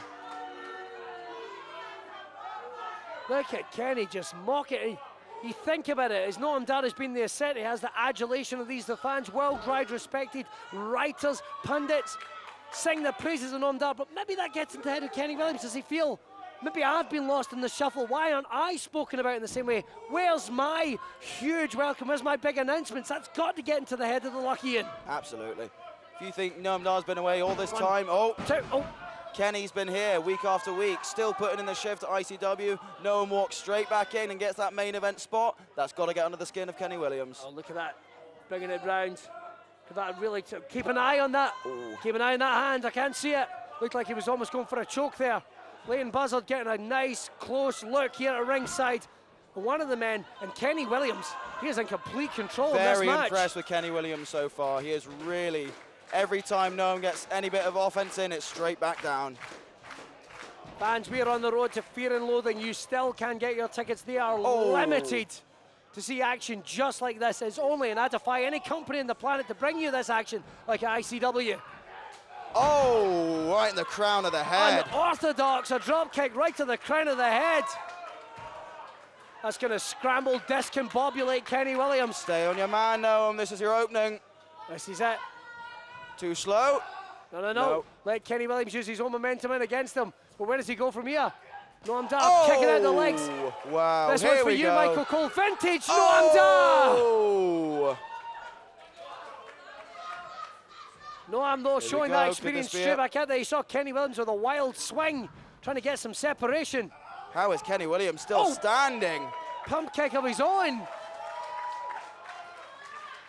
Homage there to the late, great Lionheart, Billy. Straight throw over, 1, 2. Wow. And we are only just coming up on the 8-minute mark, fans. But how much longer do you think a match can go at this pace, at this level of physicality? How much longer can it go, Billy? They've got the throttle open. They both have amazing conditioning, CrossFit aficionados training night and day. They've been trying to get back into shape, but like you said, Leighton, at this pace, sorry, Captain, at this point, they just can't keep going at this pace for too long. And don't forget, cover. 1, 2, both these men will obviously be wanting to be in as best condition they can for Fear and Loathing. Absolutely, and both men are going to want that win for Fear and Loathing as well. Oh, what elevation! You saw that really blasting his man right in the heart with that back elbow. What's he going for here? Oh. Still unorthodox again, driving him head first. Kenny and Noam pulling out all the stops tonight. Kenny Williams with a kick there right to that turnbuckle, driving that steel, and it's only a small bit of padding that's on there. Springboard action. Here we go. Oh, right in the chin. The hang time. It's got to be over. 2, 3, no. Wow. No. He's still in this. All right, you can see Kenny Williams running through the Rolodex, thinking of all the possible outcomes, combinations, journeys, and that's what these wrestlers have to do. Fans, I'm just a pundit. I can just call this at ringside and just consider. But you think about having to think 4 or 5 steps ahead, running through all the possible combinations. What else does he have to do? He has hit him with everything in his arsenal. What else does Kenny have to do? Flood kicking his man straight over, took too long. But Kenny Williams trying to get up the speed, going for a springboard again, and he misses. Could this be it? Noam Dar. Open suplex. Wow. Heel kick. This is it, Billy. 1, 2, 3. No. Go with that heel pump kick, blasting him down right in the nape of the neck. That turns the light off for just a millisecond, ladies and gentlemen, but it is enough to reboot. Kenny's out. Take your opener, Noam. Stay on your man. These fans, what a main event to see Noam Dar back in ICW. Oh! Blasted him with a knee. Caught him off guard. Went to go for it again. Taking the legs out. Kenny Williams coming down hard. Wow, Noam is on 100% top form tonight. Oh, look at this. He's going straight for that prone leg. Come on, come on. He could destroy a double stomp. Kenny Williams had to get out of the way. Oh, face first. Rolling straight through. It could be over. Whoa. No. Don't know if you noticed, Noam twist his ankle on that landing there. Looked nasty. So it's only a matter of time. Fans, this has turned into a sprint. This is no longer a marathon. Both men picking up very bad torques, very bad injuries. Who's your pick, Billy? This really could go either way. I can't pick anyone. I mean, if we're going from week to week, if we're going from year to year, Kenny Williams has been in amazing form internationally, but you can't take anything away from Noam Dar. Whoa, whoa, whoa, whoa. Wrong move, Kenny. You see him driving that thumb straight into the shoulder blade. That armbar, no. Rolling straight through is Kenny Williams, trying to just create another one. 1, 2. Oh! It's been a while since we seen this. Could this be it? Is he going to lock it in? Is he going to open it up? Open it up. Oh! Kenny Williams is in trouble. You can hear the screams of the lock-in. Surely it's over. No, but he's very close to the ropes. Oh! Great rim positioning, and regardless of whether it's ICW rules, safe pro wrestling rules, or traditional British pro wrestling moves, or rope breaks have to be enforced. Look at Kenny, is the damage already done? Holding that arm. What strength is he going to have left in that? Dar feels like he's in control. Oh, one of his own. Stiff forearm. Another one. Kenny Williams staggered back. Noam Dar wobbly on his feet as well. But both men anchoring in a stance. And now just a smashing each knocker other. here. So you just see their faces recoiling. I don't know who got the better of that exchange. I don't think anyone did it, apart from us maybe. As a visual display, double lariat. Both men thinking so alike. So evenly matched. One kick, European uppercut drive. Oh, Kenny comes Clothesline back. from Hill Valley. Oh, No! sling blade from Kenny. What's he going for There's here? no, Got a clothesline result. Oh, nearly a fisherman buster. Trying to hit the leg, do. No. Oh. That was a close one, came down on the back of those shoulders. Both men, the exhaustion. Must be setting in now. It's got to be. It's got to be. These fans, no one's going for a drink, no one's going for merch. Got our eyes fixed on this. What a preview of two of the premier talents we are going to see at Fear and Loathing, our huge weekender. Don't forget, you can still buy tickets. That's the shell out of the way, back to the match. And the fans are getting this for free. This is a main event level match anywhere. You just saw Kenny Williams. You take the shortcuts where you got grinding into the eyes. Come on, hard to believe that Thomas didn't see that one. Oh. Punches right to the head. Oh, that knee again. Right across the bridge of the nose. Oh, he's got for the knee bar. He's got the X-wing. He's got the X-wing. It drives all the way from the tip of the toes right through the ankle, and again. He's got to get his man in the middle. He's not taking off. He's not taking off. He will have a count of 5. He could get disqualified. No one wants to see this match end by disqualification, I'll tell you that. He's released it. Noam Dar, who has made it clear he has come back to ICW to win championship gold, and this is his first step. Oh. But Kenny Williams headbutt will not be an afterthought in the path to ICW glory for Noam Dar. Muscling his man up. Kenny Williams, though, shifting his hips to get out of the way. Springboard back elbow. Wow, such elevation he gets on that every time. He's got his man. Here we go. Off the ropes, here he goes. No, misses. Oh. Skinny Cabby is wide open. Oh. Crotch first. Right in the Davina McCalls. Champagne Supernova, the Jedi Master, fired up. Oh, misses with a wild clothesline, nearly took out a fan. Back of the neck, Billy. Absolutely blasted it with it. He could be out. He could be out. Security check on him. I don't know, both these men. It might be a one-on-one for you at Fear and Loathing at this rate. Both men just taking so much out of each other. Right to the back of the neck and head, Billy. He could be seriously hurt. Now, if he's smart, Noam Dar will take a little bit of time just to recover, breathing heavy, fill those lungs, just try and get a little more in the tank. That counts, creeping up. We're on 8. Yeah, well, this is what Kenny could end by Williams, count out. he put in place. Is that it? Oh, it's up very high. 9. Nope. Just in by the skin of his teeth. Wow. Look at this, just flying wild with those not forearms. here to mess around. But he is in the ropes. He's got a 5 count. Oh! Williams just blasted his man with his bandy legs, trying to cover him out, broken that nose. ICW fans are not a fan of traditional rules. Taking the legs out again. And he's got pinpoint. Here we go, this is it. Oh, no! Thomas Cairns knocked straight down. Thomas Cairns is down. Have we got another official? We got Chris Quinn's backstage. I know they're going to send him out. Cairns really got just... Where's the security check on Thomas? Make sure he's all just right. got smashed with that. Over the top rope. Trying to skin the cat. Oh! Face first, but he's gone back in the X-Wing. He's gone back in the X-Wing. That's it. It's over. You can see him using that heel. He's tapping. He's taps. He's tapping. Where's the senior referee? There's no one there. Let's get... Is Chris Quinn still here? He didn't have any more assignments. Come on. Oh, come on. Oh, no. Well, they What's will be this? in six-man tag team action. The Kings of the North are going to take on the Kinky Party. That's Shaw Samuels. Jack Jester, the Kinky Party are out here.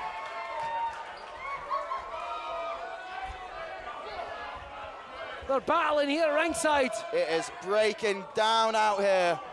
Low blow by Kenny Williams. Thomas didn't see it. Thomas did not see it.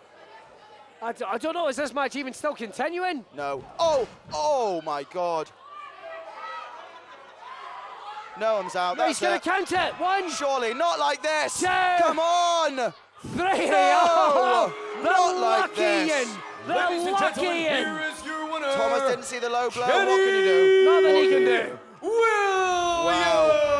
Not the result Noam was looking for Certainly tonight. not. But what momentum Kenny Williams now has heading into Fear and Loathing. He certainly does. Wow, what a main event here tonight, Billy. That distraction by the Kings of the North, the Pinky Party brawling. Come on, have some respect, Kenny. You've won the match. Is that not enough? Well, Noam Dar returning here to ICW. Not everyone was happy to see him come here. But Kenny Williams with a big win going into Fear and Loathing. Well, if you call that a win, Billy. Well, stay lucky. That distraction. Exactly. Oh. He just finds a way to keep on winning. Self-preservation, Billy. Self-preservation. Wow. Noam What a Dar. homecoming. What a homecoming here. The rise of the supernova. You know, we might have had our battles online recently, but a lot of respect for that man tonight. Hell of a performance. Certainly is. But momentum has been brought to an abrupt halt. You will see that match, a three-way match. Noam Dar taking on Captain Leighton Buzzard and Shotgun Kieran Kelly. Yet another reason to buy your tickets for Fear and Loathing. I can't wait to call it. Thank you for joining me in commentary. Billy, thank you. I appreciate your time. I really, really appreciate you coming aboard. I know you're a busy man. Right, fans, that is all we've got time for. What's he doing here? What's he doing? Simon, get him out of the ring! Get him out of the ring! Get Simon out of the ring! Get Simon out of the ring! Get Simon out of the ring!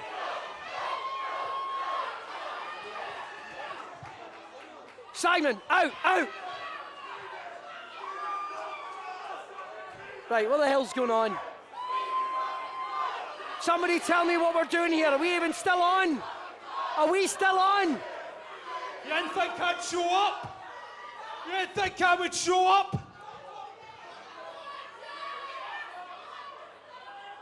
What? Are we still on?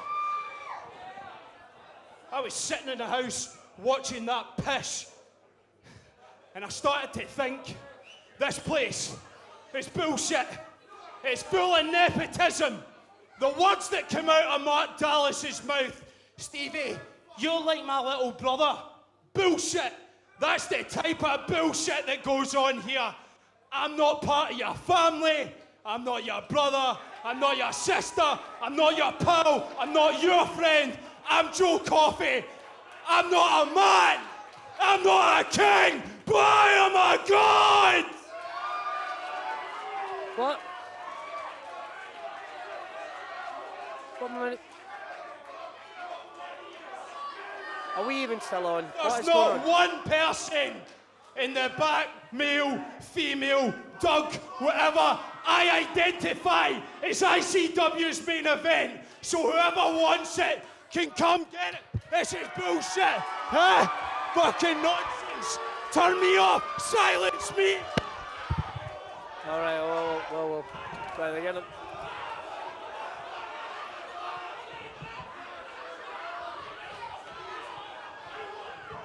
Somebody tell me.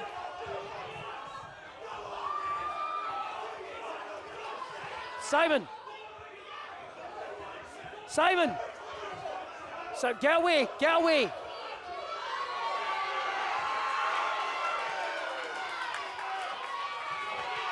Stevie, does anyone know Stevie Boy is out here? Stevie Boy is out here.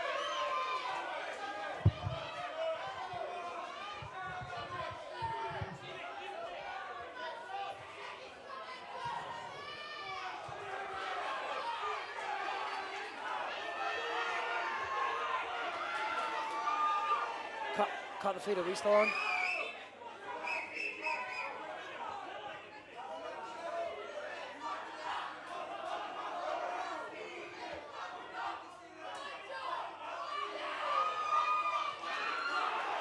Whoa, wait just a minute, whoa, wait, you want it so bad, Joe?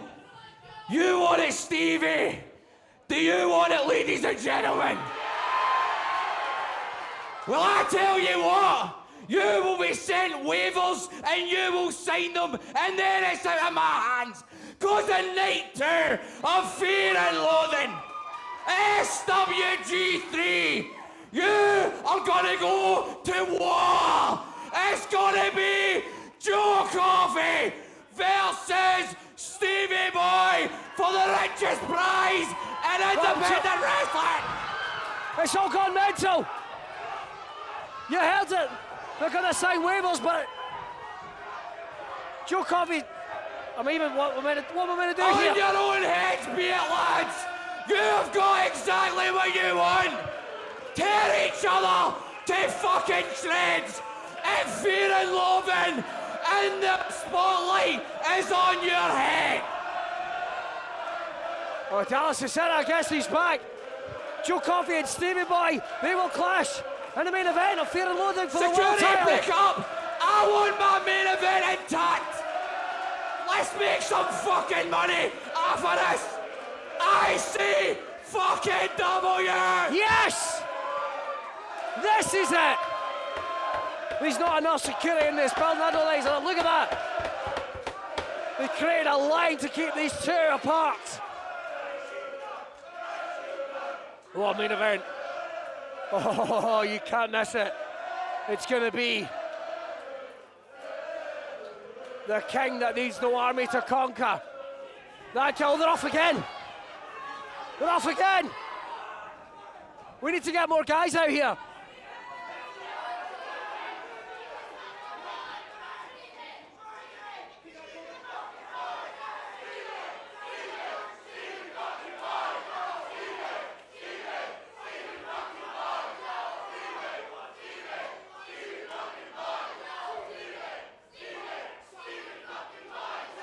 Look at this.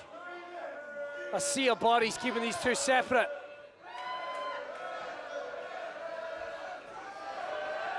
Joe Coffey's gone, I guess he's...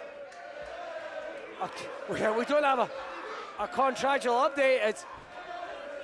Noam Dar has said if you want to wrestle for the ICW World Heavyweight title, it's going to happen, but you will sign a waiver. He will let these two go to absolute war.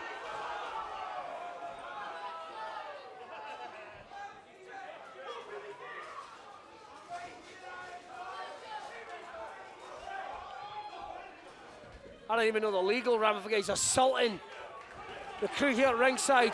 Stevie Boy just... Look at the look in their eyes. They will tear each other apart.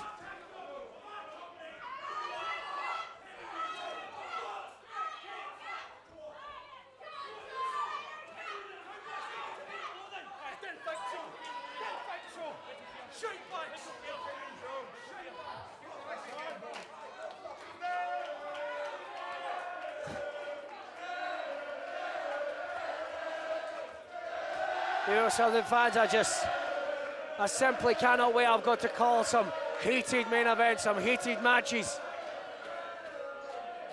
But these two men have grown to hate each other. Joe Coffey, it grinds, it chews away, it gnarls at him to no longer say he is the ICW World Heavyweight title. Stevie Boy, the Reverend Stevie Boy, changing the landscape of pro wrestling by winning the World Heavyweight title. He's gone from being the headline to watching someone else that has driven Joe Coffey mad. The insanity that bewitches these men, these women, and Insane Championship Wrestling has once again taken its hold. The bats are overhead. We are on the road to Fear and Loathing, and you can not miss it. On behalf of my broadcast colleagues, Veronica Lestrange, Jen Louise, I'm in Billy Kirkwood. Let's do this at Fear and Loathing.